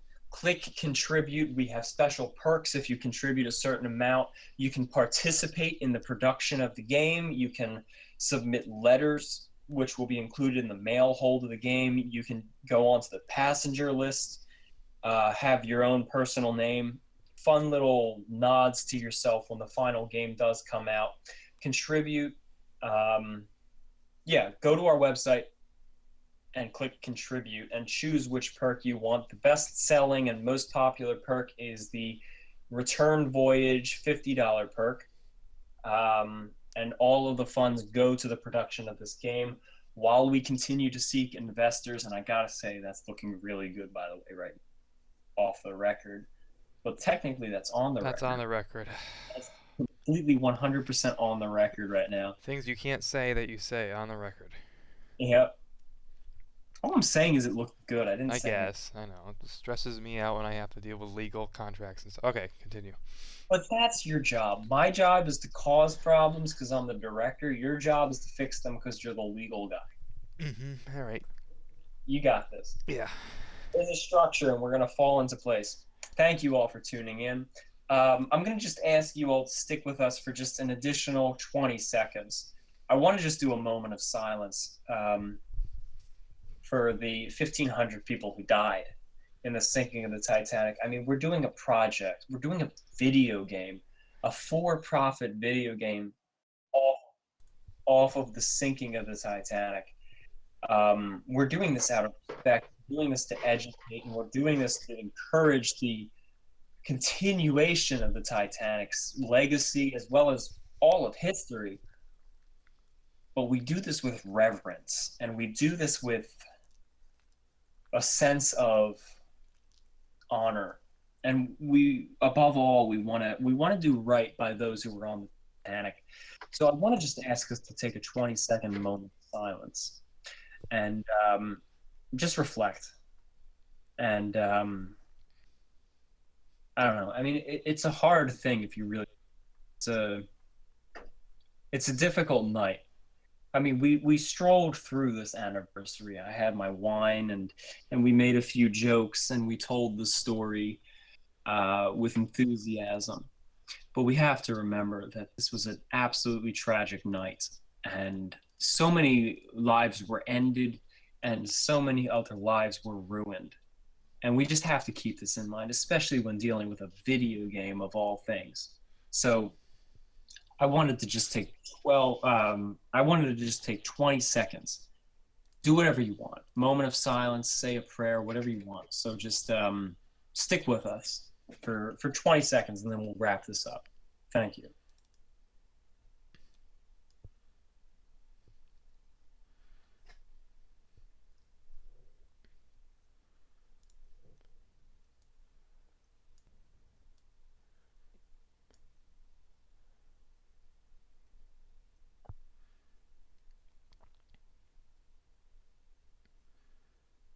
All right, thank you. Thank you all for sticking with us. I really appreciate that. And be sure to share our video, the real-time syncing video, which we did. You'll find that on our page. It's almost 20 million views. And really appreciate you all for tuning in. Matt, Kyle, do you have any final words, or is that it?